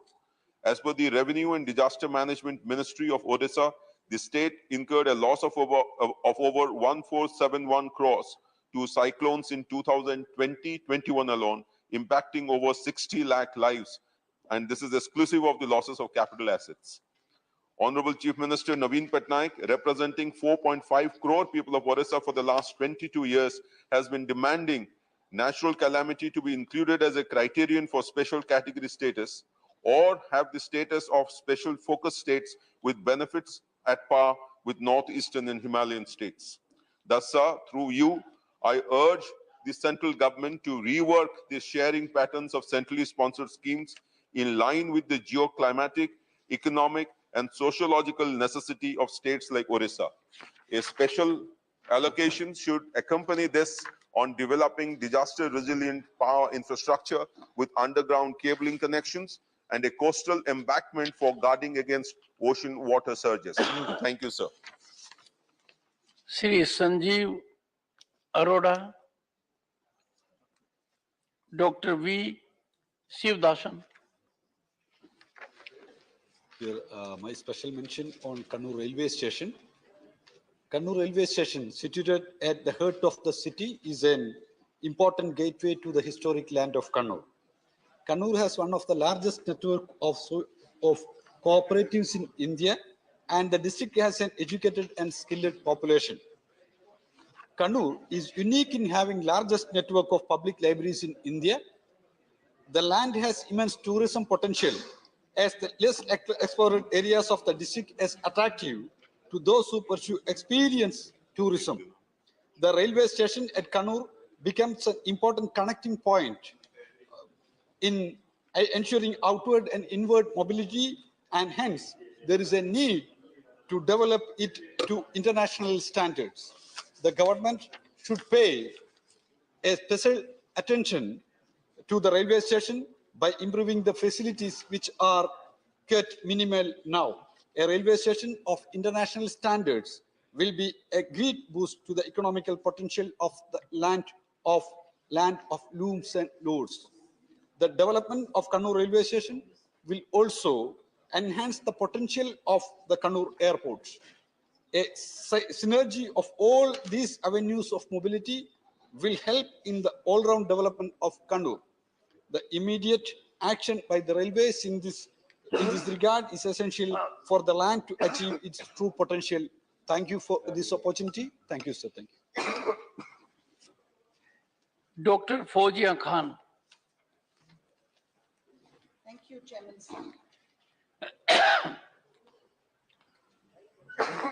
Mike, thank you. A study conducted by Toxics Link, a Delhi-based NGO in November, concluded that two of the most popular sanitary pads of the country contain 6 kinds of phtalates. Phtalates are most popularly employed as plasticizers in several products, referring to chemicals that ensure a product is soft, flexible, and has reduced friction on the surface. Their usage has dominated the production of plastic products for a long time now, sir. Their presence in sanitary pads can induce endometriosis, complications in pregnancy, underdevelopment of the fetus, hypertension, etc. The presence of VOCs used to add fragrance has further alarmed the situation, as they can potentially have harmful effects on human health. These chemicals are easily procured by the manufacturers due to a loophole in the Bureau of Indian Standards 1980 prescribed test. This test is to evaluate the absorbent filters and pad texture, but remains silent on the toxicity of ingredients so utilized, sir. The optional nature of the test, which determines the toxicity of the ingredients, is also witnessed in the US food and drugs regulations and in countries like France, Australia, and China. Hence, a structured approach accompanied by a study or a test of the sanitary pads available in the market should be our top priority. The consumers should be made aware of the presence of such chemicals by labeling these products. It is high time that the government commences to improve and strengthens the standards prescribed, suiting the modern day scientific advancements, which would ultimately protect the women and the mothers of our country, sir. Thank you. Shri Ajay Pratap Singh.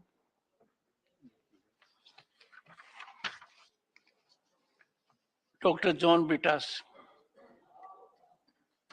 So, Honorable Chairman, thank you very much. And please don't take objection to what I'm going to say now, because this is with regard to the role of governors and center-state relations. Dr. Ambedkar, during Constituent Assembly debates, referred to the governor's position as ornamental and said that he has no functions which he can discharge by himself. Article does not confer power to overrule the ministry on any particular matter. According to the principles of the new constitution, he is required to follow the advice of his ministry in all matters. I am quoting Dr. Ambedkar, unquote. Sir, 73 years later, the status quo is anything but what has been envisaged by the framers of the constitution. Sitting on a bill passed by the assembly, instead of ascending or returning it for reconsideration as soon as possible, as per Article 200, misquoting the limited discretionary power of governors under Article 163, etc., are common occurrences these days. Sarkare Commission, M. Punji Commission, National Commission to review the working of the Constitution, as well as the Supreme Court, have all stressed over the years the importance of governor as an autonomous and impartial agent who would serve as a bridge between the state and the center. Various commissions also recommended for introducing the procedure of consultation with the state chief minister in the selection of governors and time limit for taking decisions by governors on granting assent or reserving a bill for consideration of the president or returning a bill for reconsideration. But none of these recommendations have been accepted by the government in letter and spirit so far. I urge upon the government to take urgent steps to implement the recommendations of the said commissions vis-a-vis the governors for upholding the principles of the Constitution and ensuring harmonious relations between center and state, sir. Thank you very much, sir.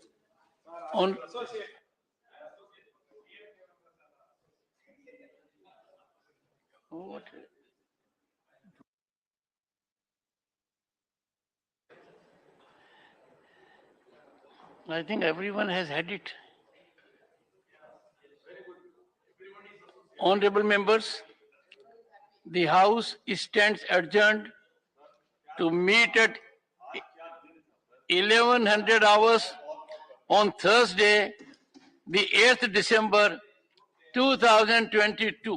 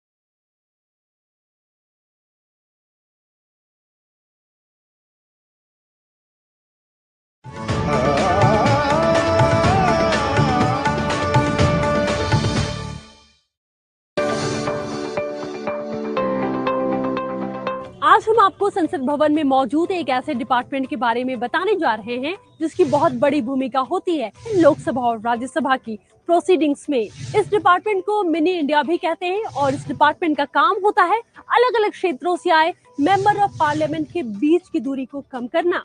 ये department कैसे काम करता है, आइए जानते हैं।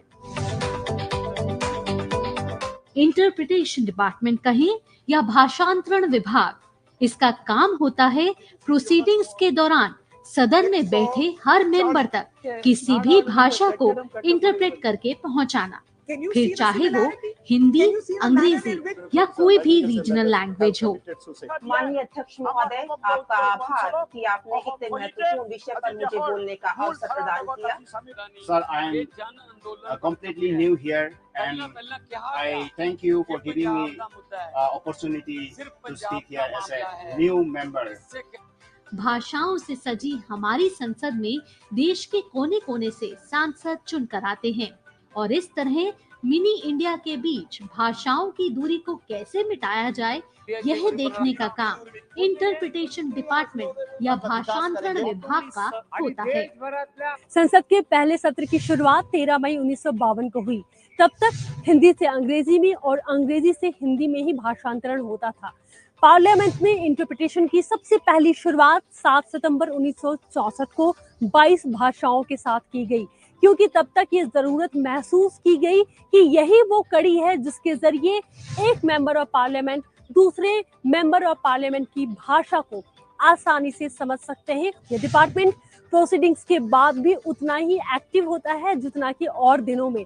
और parliament में मौजूद किस किस डिपार्टमेंट के लिए यह काम करता है, जैसे standing committees, parliamentary committees, speaker office में, लोकसभा अध्यक्ष की बैठकों में, फॉरेन पार्लियामेंट्री डेलीगेशंस की मीटिंग में और सेमिनार्स और एडवाइजरी कमेटीज की बैठकों में। मेंबर ऑफ पार्लियामेंट को जब भी अपनी मनपसंद भाषा में सदन में बात रखनी होती है तो उनको कुछ नियम मानने पड़ते हैं। अपनी मनपसंद भाषा में बोलने के लिए एक सांसद को नोटिस देना पड़ता है।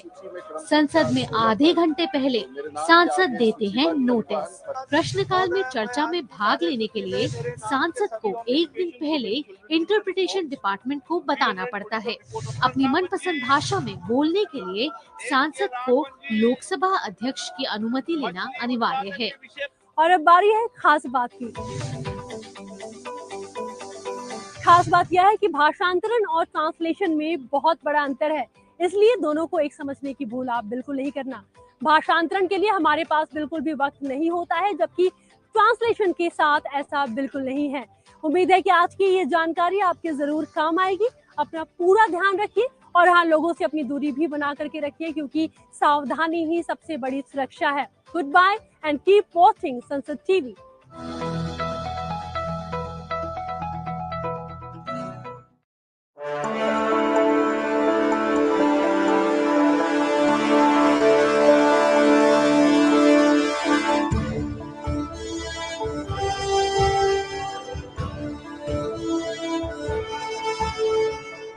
Those in favor, please say aye. जो सदस्य विरोध में ना गए, I think the ayes have it. हवालों के पक्ष में ayes have it. The bill is passed.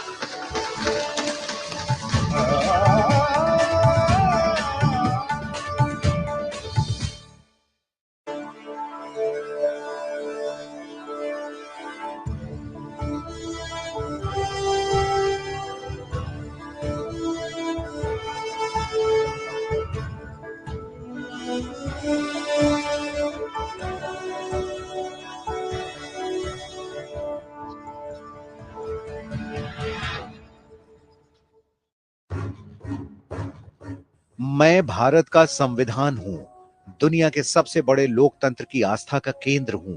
मुझे याद है जब मेरे निर्माण के दौरान मेरे तमाम शिल्पकार एक बुनियादी बात को लेकर एक मत थे कि भविष्य का भारत तमाम तरह के भेदभाव से मुक्त हो। शायद इसीलिए मेरे प्रति सबका नजरिया और सबके लिए मेरा नजरिया समान रहा, और इसी समान भाव को मूर्त रूप दिया संविधान सभा की सदस्य हंसा मेहता ने। मेरे शिल्पकारों ने मेरे देश की एक अलग पहचान के लिए राष्ट्रीय ध्वज होने की जरूरत समझी और तिरंगे को अपनाया। 14 अगस्त 1947 की आधी रात को भारत आजाद हुआ। सत्ता हस्तांतरण के इसी ऐतिहासिक अवसर पर संविधान सभा को आजाद भारत की महिलाओं की तरफ से हंसा मेहता ने देश के पहले राष्ट्रपति डॉक्टर राजेंद्र प्रसाद को तिरंगा झंडा दिया, और वही तिरंगा झंडा रात के 12 बजे फहराया गया। तिरंगा देते हुए हंसा मेहता ने कहा, We have fought, suffered and sacrificed in the cause of our country's freedom. We have today attained our goal. In presenting this symbol of our freedom, we once more offer our services to the nation. We pledge ourselves to work for a great India, for building up a nation that will be a nation among nations. Hansa Mehta मेरी उन विद्वान महिला सदस्यों में एक थीं जिन्होंने सामाजिक परिवर्तन के लिए प्रयास किए। समान नागरिक संहिता को हमारे मौलिक अधिकारों का अंग होना चाहिए। इसी मांग को हंसा मेहता ने ड्राफ्टिंग कमेटी के सामने रखा, जिस पर कई सदस्यों ने सहमति भी जताई। लेकिन कुछ सदस्यों की असहमति के कारण आज भी हंसा मेहता की ये मांग पूरी नहीं हो पाई है। सामाजिक बुराई को लेकर संविधान सभा में हुई चर्चा के दौरान हंसा मेहता ने अपनी राय रखी। शराबबंदी पर हुई चर्चा के दौरान हंसा मेहता ने कहा कि शराब बनाने और खुलेआम इसकी बिक्री पर पाबंदी लगाना फायदेमंद होगा। ऐसा होने से शराब पीने वाला प्रलोभन से दूर रहेगा। हंसा मेहता के कई प्रयासों में से एक सबसे महत्वपूर्ण प्रयास था बेटियों के लिए आर्थिक आजादी की मांग। आजादी के बाद संसद में हिंदू कोड बिल पर बहस के दौरान पुरजोर तरीके से पिता की संपत्ति में बेटी और बेटे के समान अधिकार की बात कही। सिर्फ यही नहीं, अंतर्राष्ट्रीय स्तर पर भी उन्होंने लिंग पक्षपात को लेकर अपनी संवेदनशील सोच का परिचय दिया और पूरी विश्व बिरादरी को एक बड़ी गलती सुधारने के लिए सहमत कर दिया। I cannot say that I feel as exhilarated as I did when we adopted the draft Universal Declaration of Human Rights. We have not found solution on some of the fundamental points. The measures of implementation are not adequate. 10 दिसंबर 1948 को UNHRC के article 1 में बड़े बदलाव का श्रेय हंसा मेहता को ही जाता है। नतीजा ये कि आज हम बात all men are born free and equal की नहीं, बल्कि all human being are born free and equal की करते हैं। देश की पहली महिला कुलपति, सुप्रसिद्ध उपन्यासकार और पद्म भूषण हंसा मेहता ने न्याय और समानता के सिद्धांतों को विश्व व्यवस्था से लेकर भारतीय संविधान में स्थापित कराया। अगली बार बात एक ऐसे ही और संविधान निर्माता की।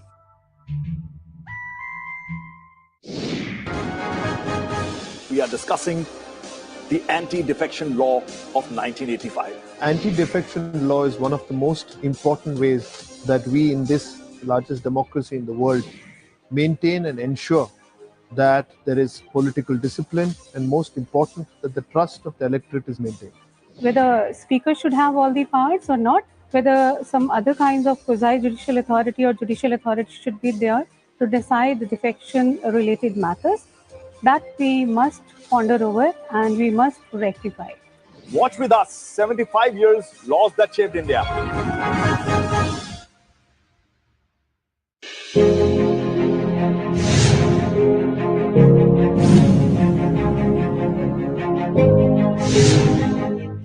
किसी मुद्दे की ओर संबंधित मंत्री का ध्यान दिलाने के लिए ध्यानाकर्षण प्रस्ताव लाया जाता है। ध्यानाकर्षण प्रस्ताव को प्रश्नकाल के तुरंत बाद लिया जा सकता है। प्रस्ताव पर एक दिन में 30 से 45 मिनट का समय दिया जाता है। प्रस्ताव लाने वाले सदस्य को अपने विषय को रखने के लिए 10 मिनट का समय मिलता है। प्रस्ताव के लिए बाकी सदस्यों को चर्चा के लिए 5-5 मिनट का समय मिलता है। प्रस्ताव का उद्देश्य महत्वपूर्ण मुद्दे की तरफ संबंधित मंत्री ध्यान दें और समय से मामले का समाधान निकालें। ध्यानाकर्षण प्रस्ताव पर चर्चा और मतदान नहीं होता है।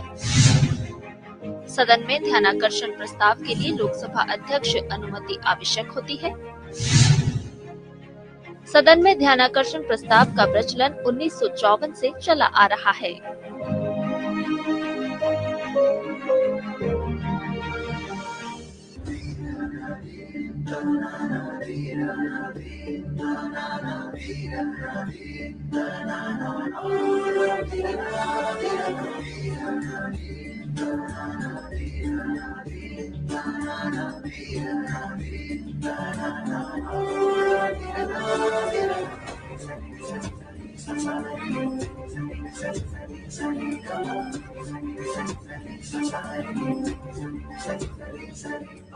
धार्मिक आस्था और आध्यात्मिक ज्ञान में रचा बसा काशी,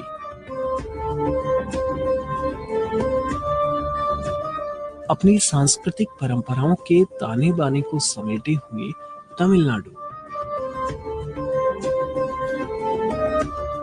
भौगोलिक दूरी भाषा भेद के बावजूद इन दोनों क्षेत्रों की कल्पना करने पर जो चित्र उभरता है वो भगवान शिव के बिना नहीं हो सकता। तमिल संस्कृति में जहां महादेव का विशिष्ट स्थान है, वहीं काशी और विश्वनाथ एक दूसरे की पूरक हैं। तमिलनाडु और काशी एक दूसरे की ही तरह अलौकिक और मलंग हैं। भारतीय सभ्यता का ये जीवट केंद्र एक लंबी ऐतिहासिक यात्रा समेटे हुए है। अतीत के पन्नों से नई पीढ़ी को रूबरू कराने के लिए काशी में आयोजित हो रहा है काशी तमिल संगमम।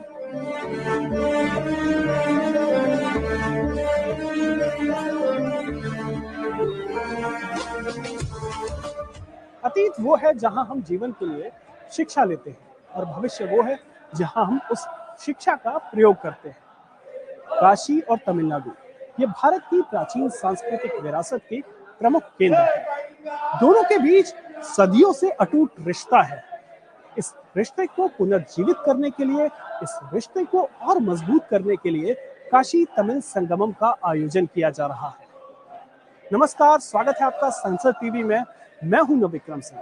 आज अपने विशेष कार्यक्रम में आपको बताएंगे काशी तमिल संगमम के बारे में।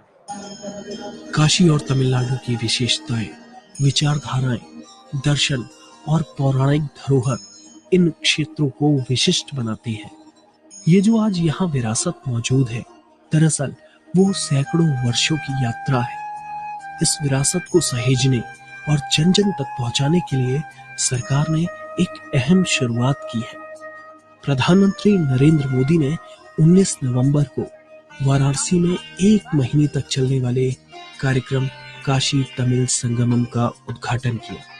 इस मौके पर उन्होंने कहा कि चाहे वो नदियां, विचारधारा, विज्ञान या ज्ञान का संगम हो, भारत में संस्कृति और परंपराओं के हर संगम का उत्सव मनाया जाता है। उन्होंने कहा कि वास्तव में ये भारत की शक्ति और विशेषताओं का उत्सव है और इस प्रकार ये काशी तमिल संगम को अद्वितीय बनाता है।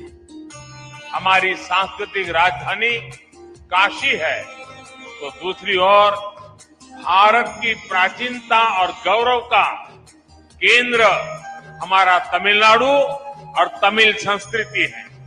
ये संगम भी गंगा यमुना के संगम जितना ही पवित्र है।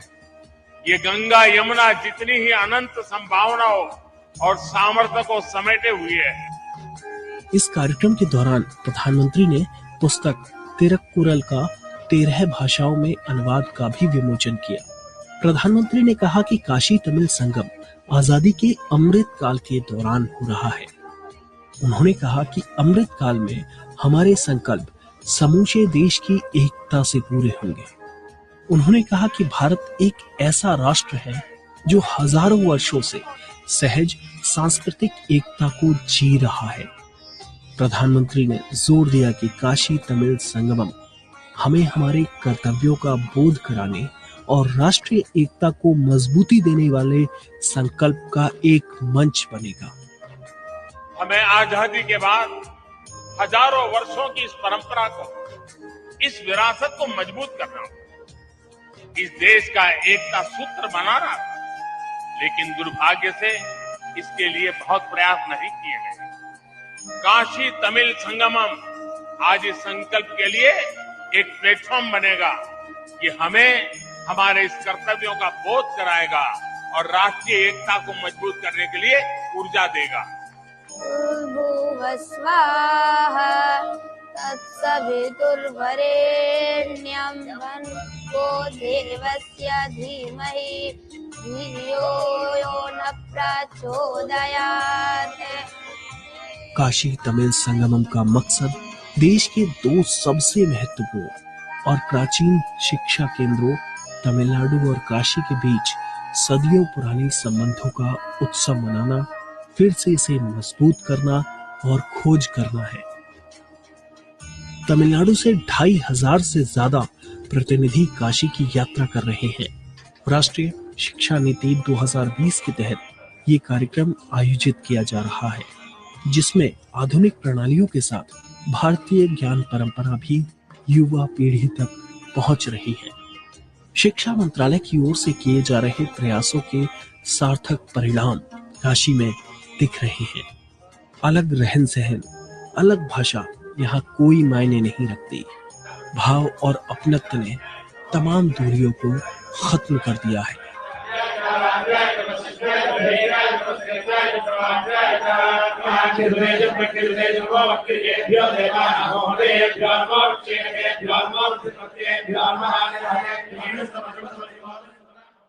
काशी तमिल संगमम देश की महान विरासत से जोड़ने और उससे समझने का मौका है। यहाँ कला संस्कृति के अलग अलग रंग दिखाई दे रहे हैं। काशी तमिल संगमम उस भावना को मजबूत करता है जहाँ एक भारत और श्रेष्ठ भारत की भावना को प्रगाढ़ करने का संकल्प है।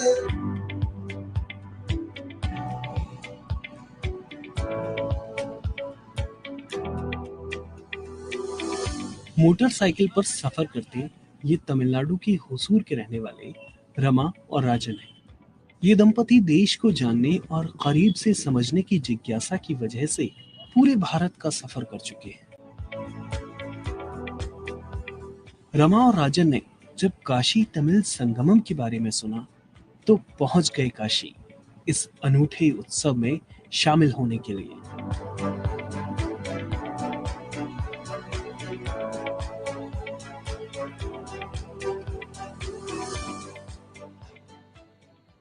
हमें यहाँ आने को कैसा प्लान करे सो वाराणसी में तमिल संगम जाकर देख डाल को फिर नेपाल जाने को प्लान करे। This was the plan. There are so many borders we can enter Nepal, but we plan to see the Kashi Tamil Sangam, how it has been, because I am big fan of Modi ji, Yogi ji and all. I am impressed about their governance, how they are running this one. So I want to see in direct Kashi Tamil Sangam. So we have it is in our list to enter here, see here, visualize all these things and go to Nepal. This is the plan. यहाँ पहुंचकर काशी तमिल संगमम की विशेष उत्सव और मनपसंद खाने ने रमा और उनके पति की थकान को दूर कर दिया।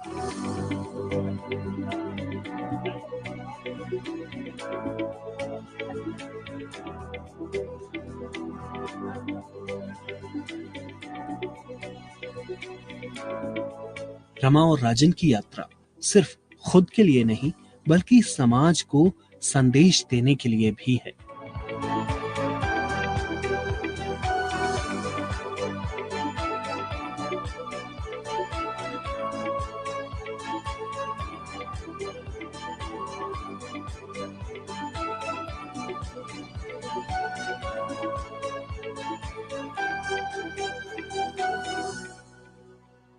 All the night we ride 18,857 kilometers in 32 hours. We reached Varanasi. The another one reason why we ride in night means we want to let the fear down of the people who are living there. If you ride in night also, there is no fear to ride. Even a woman with a husband can ride. There is no fear. You can drive all the way. Rama और राजन के अलावा तमिलनाडु से हजारों लोग इस उत्सव का आनंद लेने के लिए आ रहे हैं। तमिलनाडु से 12 ग्रुप के 2500 से ज्यादा प्रतिनिधि काशी का दौरा कर रहे हैं। हर ग्रुप से संबंधित सेमिनार का आयोजन किया जा रहा है जिससे कि ज्ञान का आदान प्रदान बेहतर तरीके से हो। साथ ही कोई भारत के उत्तर में बसा हो या दक्षिण में रह रहा हो, हमारी जड़ें कैसे एक ही हैं, इस पर वैज्ञानिक तरीके से मंथन भी हो रहा है। If we talk about the Kasi and Tamil, specifically the DNA ancestry, you see there are 4 colors. These 4 colors, the blue color comes from Indus Valley region, and you see that Indus Valley has given equal amount of ancestry to the either Kashi people or Tamil people, whereas you can see that the Andaman related ancestry is there, North Indian related ancestry is there, even European common related ancestry is there. So overall, if we talk about the commonality between cuisine, commonality between languages, commonality between culture, then there is one more thing which connects Kasi and Tamil. That is our DNA. Thank you very much for your kind attention.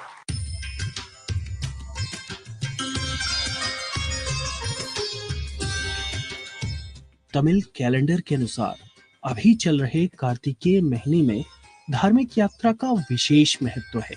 इसलिए तमिलनाडु से आया हर यात्री काशी विश्वनाथ के दर्शन कर खुद को धन्य मान रहा है। Actually, I visited Kashi for the first time during the year 2012.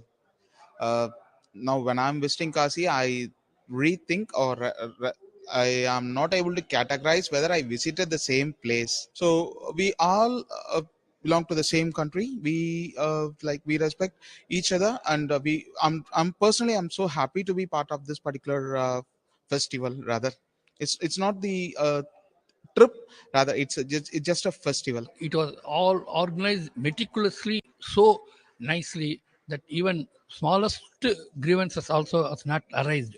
So thanks to Narendra Modi ji and Yogi Adityanath for such event, and we are proud to be participant here, and this will definitely in the future it will confluence of various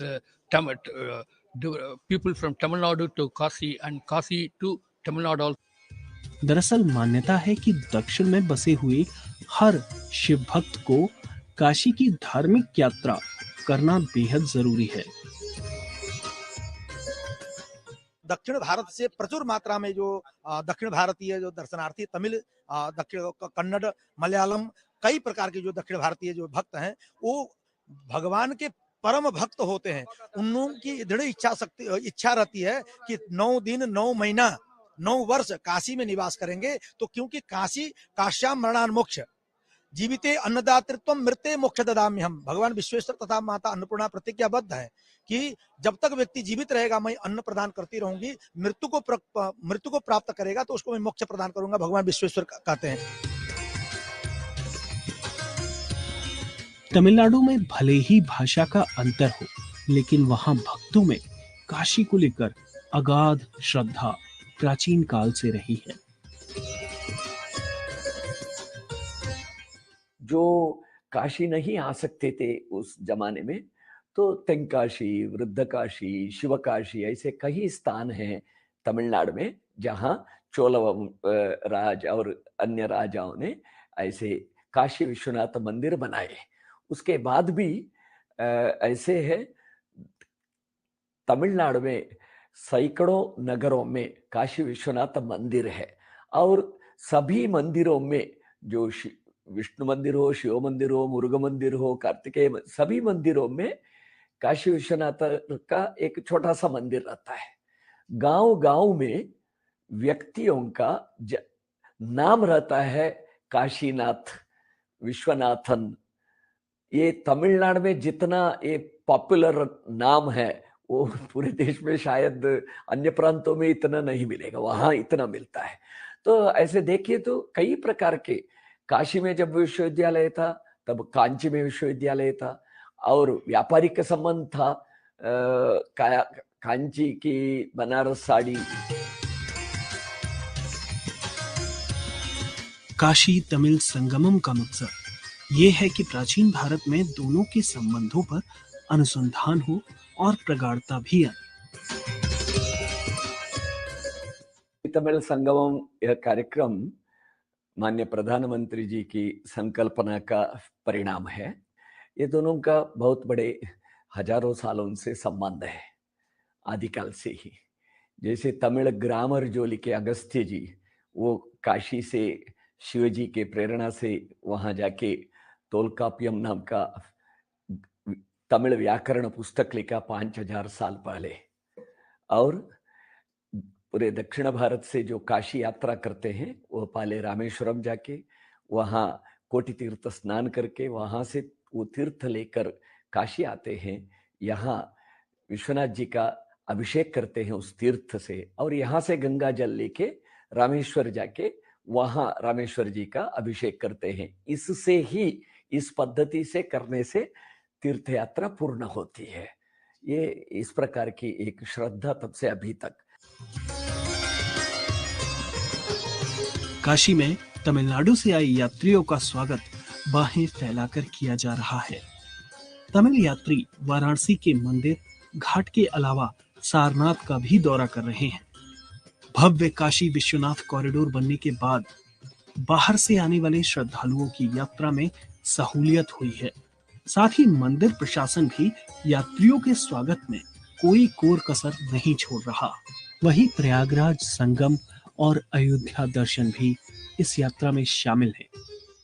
अभी तो जो अगर तमिल संगमम की हम बात करते हैं तो तमिल संगमम जो प्रतिभागी आ रहे हैं उनको हम लोग गेट पे रिसीव करके न्यास की तरफ से उनका उनका फूल माला से स्वागत करते हैं, बाकायदा डमरू वादन से उनको स्वागत करते हैं, फिर शास्त्रीय वाचन करा करके और बढ़िया दर्शन करा के फिर जो न्यास की परंपरा के अनुसार उनको अंग वस्त्र वगैरह भेंट करके पूरा धाम दिखाते और जो दोपहर में हमारे अन्य क्षेत्र चलता है उसमें भोजन कराते हैं। ये हमारा एक पूरा ग्रुप, हर एक ग्रुप के साथ रूटीन बनाया गया।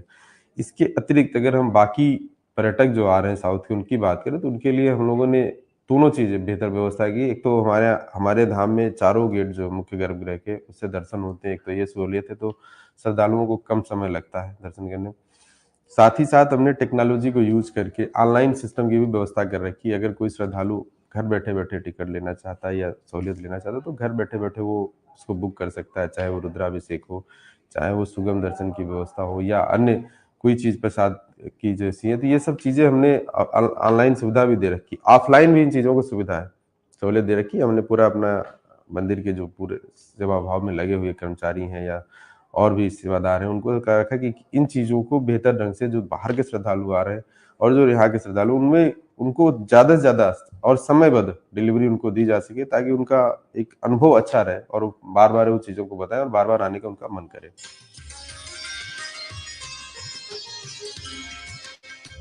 तमिलनाडु के लोगों को यहाँ की हस्तशिल्प को भी करीब से जानने और समझने का मौका मिल रहा है। ये मंच दोनों क्षेत्रों में व्यापार को गति देने का जरिया भी बन रहा है। We are also very happy to see the newly renovated Kashi Vishwanath Mandir in full grandeur. I was there yesterday evening and it is really nice to see that the temple is now very clean and there is a direct access from the temple to Ganga. So we consider ourselves fortunate to be here.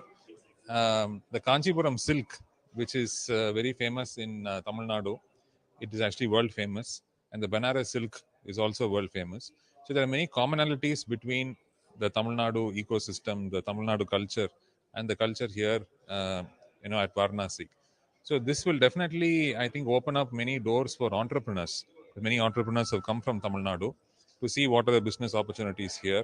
Trade links can be established. Many folk artists have come. Many women entrepreneurs have come. So this will definitely create opportunities in the future for trade and commerce to increase between Kashi and Tamil Nadu.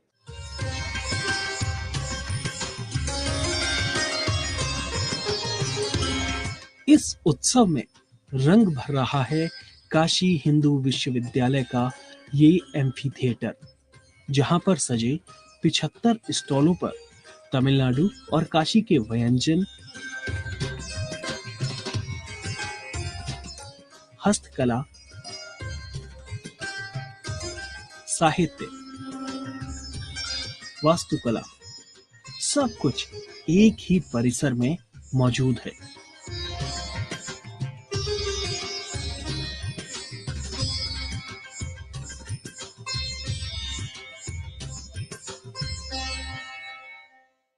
Kashi और तमिलनाडु हमारी सांस्कृतिक विरासत का जीवंत उदाहरण है। दोनों में सदियों से संपर्क रहा है। आदि शंकराचार्य से लेकर सुब्रमण्यम भारती तक दोनों क्षेत्रों में आपसी संबंध मजबूत रहे हैं। आइए आपको बताते हैं काशी में बसे मिनी तमिलनाडु के बारे में। सैकड़ों साल पुराना बना ये कुमार स्वामी मठ, दक्षिण भारतीय शैली में बना कामकोटी मंदिर, तमिलनाडु के परिधान और रहन सहन। पहली नजर में ये सब देखने पर लगता है कि हम देश के दक्षिण में तीर्थाटन पर हैं, लेकिन ये बनारस है। पवित्रता, आध्यात्मिकता ने जोड़ा है भारत के दो सुदूर हिस्सों को। यहाँ जो भगवान शंकराचार्य, जैन सरस्वती जी कांची पीठाधीश्वर हैं, उन्होंने काशी प्रवास के लिए जब आया तो उनको एक विचार आया मन कि जो माँ भगवती पार्वती हैं, उनका जो टेम्पल है और उनका जो तपस्थली है वो कांची है, तो कांची को काशी से कैसे जोड़ा जाए, उनके मन में विचार आया। तो उन्होंने काशी में कांची कामकोटीश्वर नाम का टेम्पल स्थापित करने का उनका मन विचार आया। तो उन्होंने उस महाशिवलिंग को इसी हरिश्चंद्र घाट में कांची कामकोटीश्वर नाम से प्रसिद्ध है और माँ भगवती कांची का कामाक्षी के रूप में यहाँ प्रसिद्धि है और दोनों का समागम हो काशी विश्वनाथ का और माँ पार्वती का, इसलिए उन्होंने काशी में कांची कामकोटीश्वर मंदिर की स्थापना की।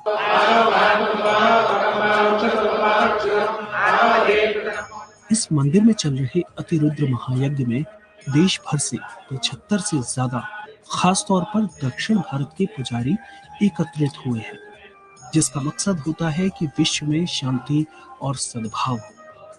लोगों को जो है काशी वास जो है बहुत आनंद मिल जाता है। गंगा भी जो है बहुत पहले से अभी साफ है, हम लोगों को मदद मिल रहा है, मर्यादा मिल रहा है और भगवान का कृपा भी मिल रहा है। इधर सभी जो है आसे तो हिमाचल पर्यंत जितने भी लोग हैं, सब सुख शांति रहने के लिए, अखंड भूमंडल में युद्ध न होने के लिए, सब लोग मैत्रता मित्र भाव से रहने के लिए हम प्रार्थना पूर्वक जो है ये अतिरुद्र महायज्ञ चल रहा है। कोई देश के सुदूर हिस्से में बसा हो या दुनिया के किसी कोने में, अगर उसके अंदर धर्म के प्रति आस्था है तो वो काशीवास जरूर करना चाहता है। देश ही नहीं, दुनिया भर में बसे भारतीय काशी आकर पूजा अर्चना करते हैं। We came like 4 days ago to India. We went to other pilgrimage places like Gokarn and Lakshmi Kshetra in other places.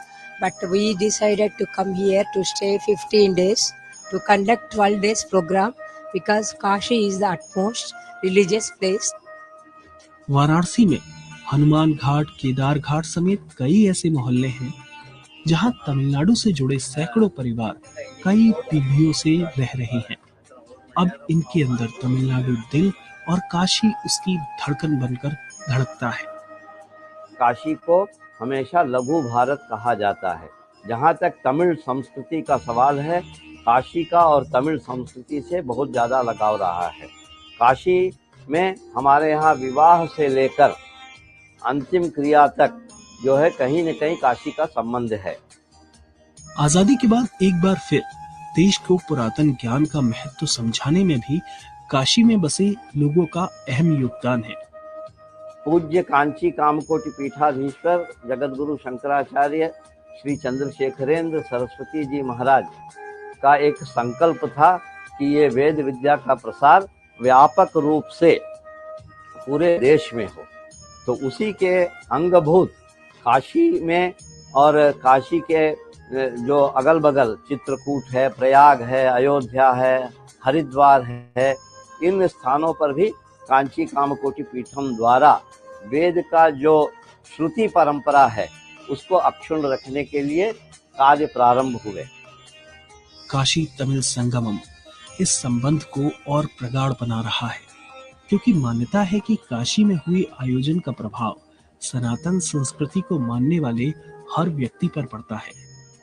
हमारी जो संस्कृति हमेशा एक रही है, खाली भाव अलग अलग था। इन दोनों को निकट से समझने का एक अवसर इस संगमम के माध्यम से लोगों को प्राप्त हो रहा है। काशी से हम इतिहास को देखें, काशी से निकला हुआ जो भी संदेश है वो जो है कि पूरे समाज को उद्वेलित करता है और एक सूत्र में बांधे रखने की क्षमता लाता है। इस कार्यक्रम में साफ नजर आ रहा है कि भारत में साझा सांस्कृतिक एकता इतनी मजबूत है कि कोई भी इस देश को महज भाषा और परिवेश के आधार पर नहीं बांट सकता। This effort means Tamil is the property of the entire country. The Tamil heritage, Tamil value system, Tamil architecture, Tamil temples, and Tamil's way of doing things is an all India asset. For example, idli was confined to Tamil Nadu, dosa was confined to Tamil Nadu, vada was confined to Tamil Nadu. It's a national asset. It's a national brand at the global level today. That is because we are one. I think that this event reflects. Kashi Tamil Sangamam में आयोजित शैक्षणिक सत्र में वक्ताओं ने काशी और तमिलनाडु के बीच ऐतिहासिक संबंधों पर चर्चा भी की। अगर हमें भारत दर्शन का मर्म समझना है तो दक्षिण के विचारों और शैली को भी जानना होगा। साथ ही काशी और शेष भारत से उसका संबंध समझना होगा। शिक्षा मंत्रालय के साथ मिलकर उत्तर प्रदेश सरकार और कई विभागों ने 1 महीने के इस व्यापक कार्यक्रम को साकार किया है। इसमें बीएचयू और आईआईटी मद्रास जैसे महत्वपूर्ण शिक्षा संस्थान भी सहयोग कर रहे हैं। काशी तमिल संगमम शब्दों से ज्यादा एक एहसास और अनुभव है। ऐसे कार्यक्रम युवाओं को देश की पारंपरिक धरोहर पर अनुसंधान के लिए भी प्रोत्साहित करेंगे।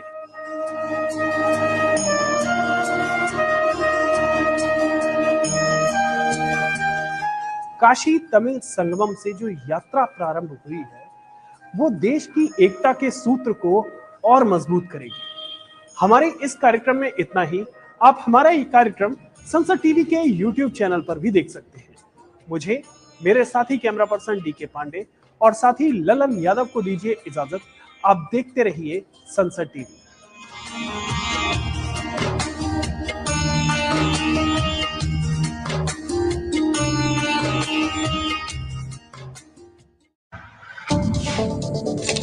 मसले जो जुड़े हैं आपसे, कराएंगे रूबरू हर पहलू से, करेंगे गहराई से पड़ताल, लेंगे विशेषज्ञों की राय, क्योंकि ये है मुद्दा आपका, सिर्फ संसद टीवी पर।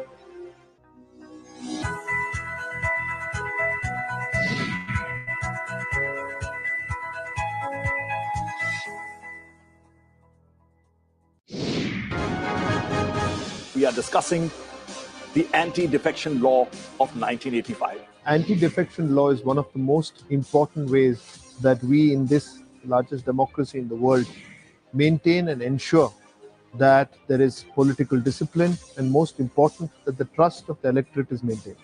Whether speaker should have all the powers or not, whether some other kinds of quasi-judicial authority or judicial authority should be there to decide the defection-related matters, that we must ponder over and we must rectify. Watch with us 75 years, laws that shaped India.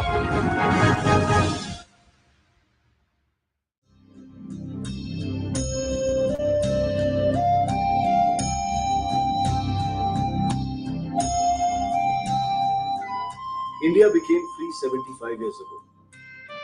We all know that we have fundamental rights. But you know we also have fundamental duties. Duty towards our nation. Bharat के सभी लोगों में समरसता और समान भाईचारे की भावना का निर्माण करें, जो धर्म, भाषा, प्रदेश या वर्ग पर आधारित सभी भेदभावों से परे हो। ऐसी प्रथाओं का त्याग करें जो स्त्रियों के सम्मान के विरुद्ध हैं।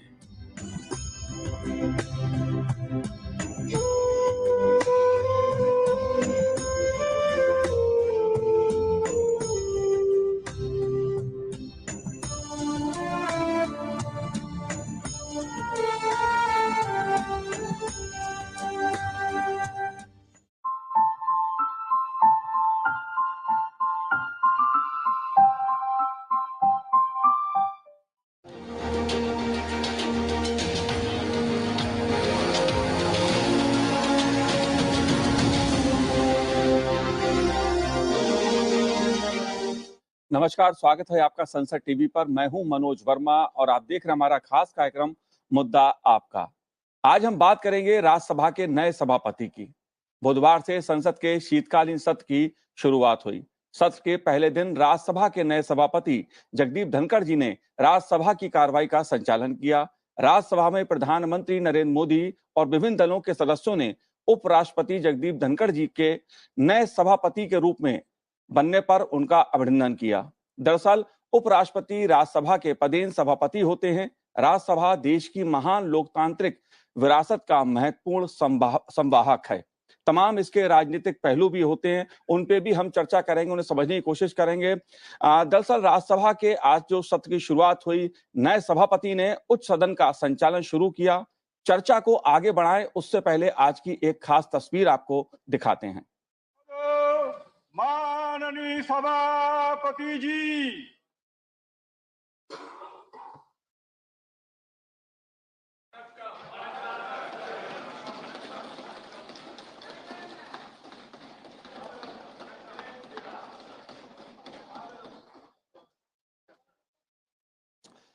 अब एक नजर डालते हैं जब नए सभापति के रूप में जगदीप धनखड़ जी ने कार्रवाई का संचालन किया। प्रधानमंत्री नरेंद्र मोदी, उपसभापति हरिवंश जी, नेता सदन पीयूष गोयल, राज्यसभा में विपक्ष के नेता मल्लिकार्जुन खड़गे सहित विभिन्न दलों की ओर से नए सभापति जगदीप धनखड़ जी का अभिनंदन किया गया। Honorable members, availing this historic opportunity to share some concerns with the distinguished members of this august house. Terms upper house and house of elders, though not part of the official glossary, amply reflect uniquely significant importance of this institution. Nation justifiably expects the house of elders to take decisive directional lead in reaffirming and enhancing the core values of the Republic and set up the traditions of parliamentary democracy, exemplifying the highest deliberative, emulative standards. आदरणीय सभापति जी, आप तो झुंझुनू से आते हैं।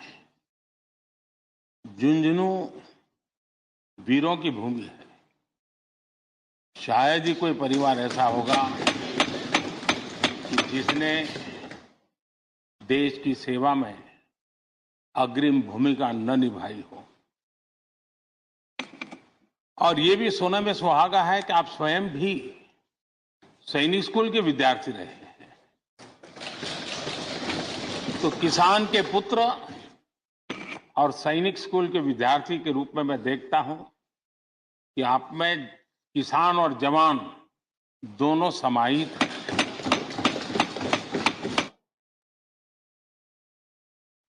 Legal और संसदीय क्षेत्रों का लंबा और समृद्ध अनुभव लेकर आज आप इस मुकाम पर पहुंचे हैं। पुनः आपका अभिनंदन और बहुत बधाई।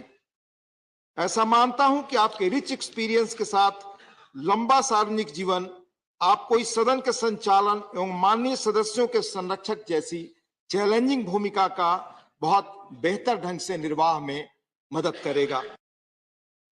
आज जो अच्छी बातें रखी गई हैं, जिस प्रकार से उत्साह के साथ सबने आपका स्वागत किया है, आगे आने वाले दिनों में हम यही भावना हमारे कार्यकाल में भी रखें, काम में भी रखेंगे। और क्लियरली आपके साथ लगभग सभी सदस्यों का मिलना जुलना हो चुका है। एक ना एक मौके पे हम सब आपको मिल चुके हैं।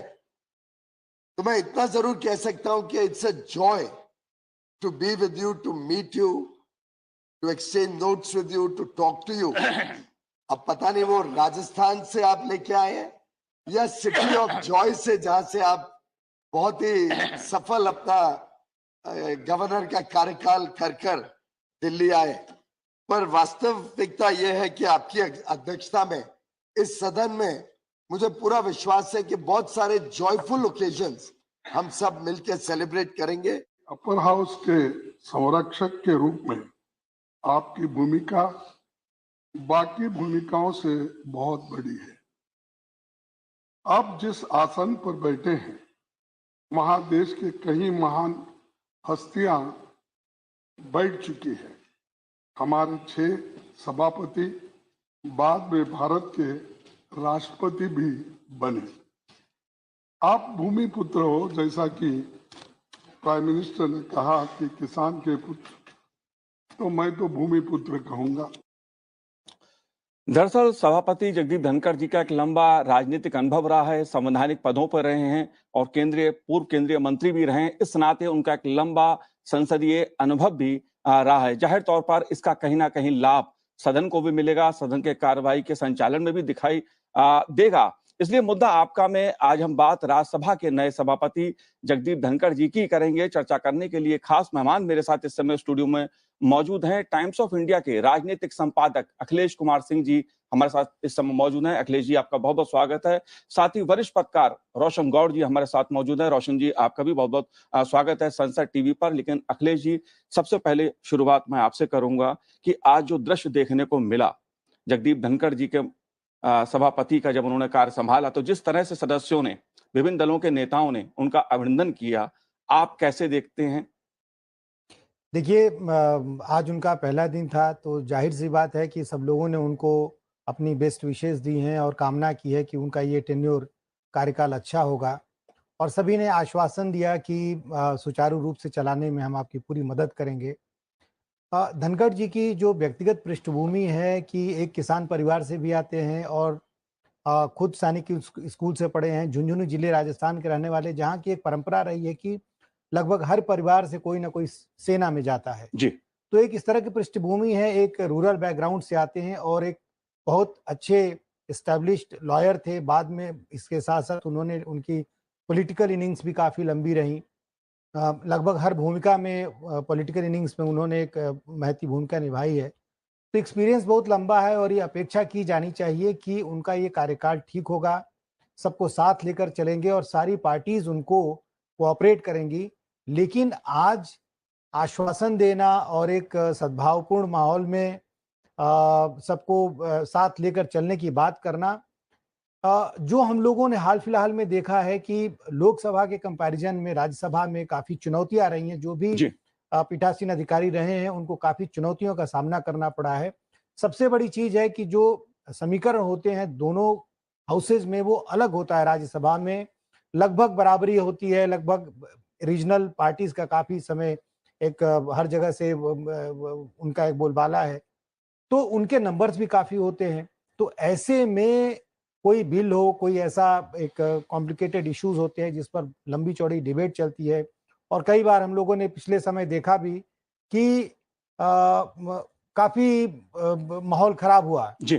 तो ऐसे में इनके अनुभव से अपेक्षा करनी चाहिए कि अपने अनुभव का यूज करके सबको साथ में ले करके और हेल्दी डिबेट्स करेंगे और लेजिस्लेशन प्रॉपर तरीके से होगा। जी बिल्कुल अखिलेश जी, और ऐसा रोशन जी माना भी जाता है कि जब कोई मिट्टी से जुड़ा व्यक्ति ऐसे उच्च मंच पर पहुंचता है, उसका संचालन करता है, तो ये माना जाता है कि जो हमारी लोकतांत्रिक विमर्श है उसको और अधिक ताकत मिलती है, क्योंकि जमीन से जुड़े हर करीब से चीजों को देखा होता है, घटनाओं को देखा होता है, आम आदमी के दुख दर्द को उन्होंने करीब से देखा है। आप कैसे समझते हैं हमारी लोकतांत्रिक जो विमर्श है उसको कितनी तेजी मिलेगी, कितना अधिक और मजबूत होगा?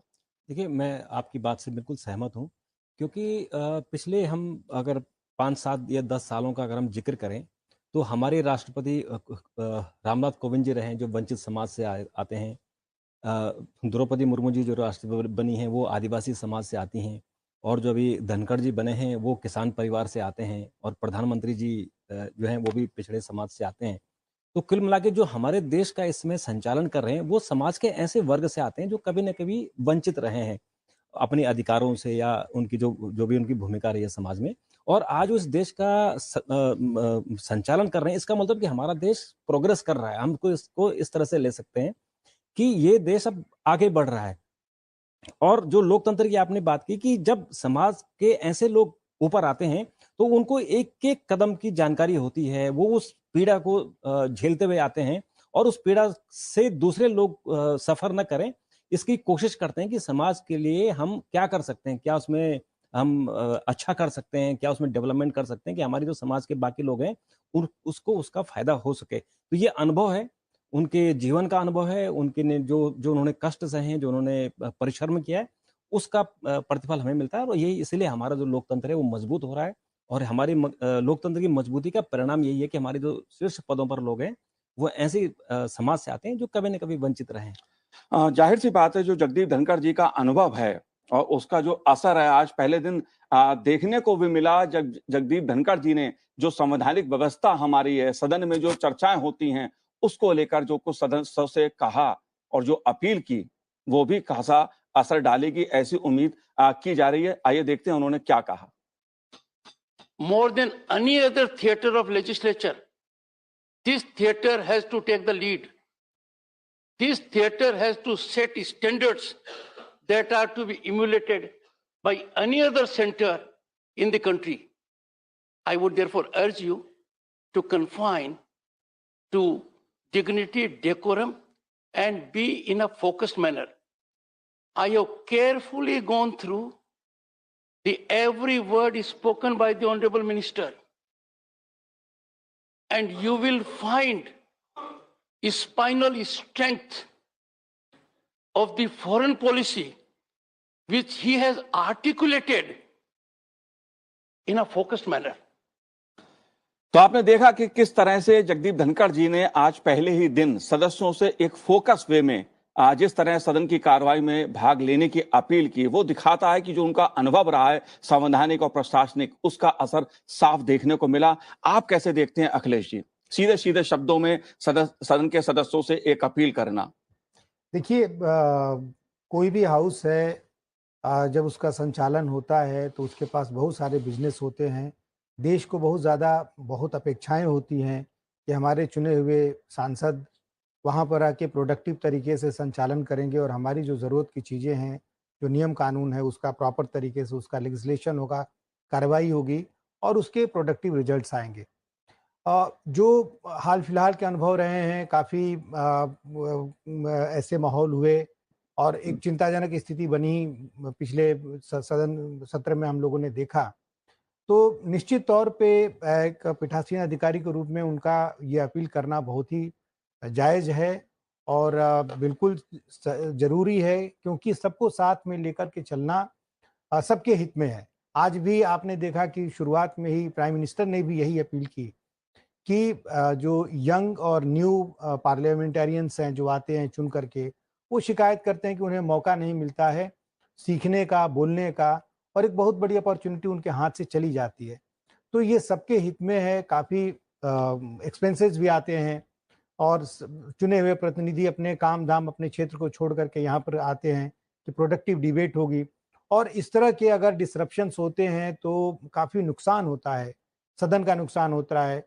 और इस तरह की अपील से ये अपेक्षा की जानी चाहिए कि इसकी सेंसिटिविटी को समझ करके और अपनी अपनी जिम्मेदारियों का निर्वहन लोग करेंगे। और जो इस बार विंटर सेशन है, काफ़ी एक ऐसे समय में हो रहा है, जैसा कि तमाम मंत्री ने, प्राइम मिनिस्टर ने, इवन धनखड़ जी ने कहा कि ये अमृत काल है। 75 ईयर्स के बाद ये पहला सेशन हो रहा है, तो इसका भी अपने आप में एक बहुत महत्वपूर्ण है। G20 की हमारी कैप्टेंसी, हमको लीडरशिप मिली है, उससे भी और जिम्मेदारियां बढ़ती हैं। पूरा एक ग्लोबल अटेंशन है इंडिया की तरफ। तो ऐसे में जो हमारे चुने प्रतिनिधि हैं, उनकी जिम्मेदारियां और बढ़ जाती हैं कि हम जो हमारी पार्लियामेंट है, जो लोकसभा के दोनों अंग हैं, उनसे ऐसा संदेश जाए कि हम एक हेल्दी डेमोक्रेटिक प्रैक्टिसेस को ही फॉलो करते हैं। जाहिर सी बात है कि जगदीप धनखड़ जी स्वयं राजस्थान विधानसभा के सदस्य रहे, नीचे से उन्होंने राजनीति की शुरुआत की। दिल्ली में वो केंद्रीय मंत्री भी रहे, सांसद भी रहे, पश्चिम बंगाल के गवर्नर भी रहे, और एक अधिवक्ता के रूप में भी उन्होंने एक अच्छे पहचान अपनी देश में बनाई, कानूनविद के रूप में एक अच्छी पहचान उन्होंने बनाई। रोशन जी, जब बात जगदीप धनखड़ जी इस बात को कहते हैं, सदन की डिग्निटी, सदन की मर्यादा और फॉरेन पॉलिसी की बात, इसके क्या मायने हैं? देखिए, मैं उनकी जो उन्होंने आज पहला अपना अभिभाषण दिया, तो उसमें 4 बातें उन्होंने बहुत महत्वपूर्ण कही। एक जो महत्वपूर्ण है कि जो राज्यसभा है, वो देश के जितने भी सदन हैं, विधानसभा हैं, चाहे लोकसभा हैं या उससे छोटे जो सदन हैं, उन सब में सबसे महत्वपूर्ण राज्यसभा है, सदन है। और इस सदन की जो इसको लीड करना है, इसको बाकी सदनों का नेतृत्व करना है, हाउस ऑफ एल्डर्स है। दूसरी बात उन्होंने कही कि डिग्निटी, शिष्टाचार और मर्यादा, 2 बातों का ध्यान रखना है, क्योंकि पिछले कुछ समय से हमने देखा है कि सदन के अंदर जिस तरह से कुछ सांसदों ने ऐसा व्यवहार किया, कुर्सियों पर चढ़ गए थे, किताबें फेंकी, कागज फाड़े, सभापति के सिर के ऊपर तक उन्होंने कागज फेंके थे। तो मर्यादा रखना, शिष्टाचार, ये इस पर उन्होंने फोकस किया। और एक और जो महत्वपूर्ण बात है जो उन्होंने कही कि जो न्यायिक आयोग बना था, संसद ने संविधान संशोधन किया था जी, 99वां संशोधन हुआ था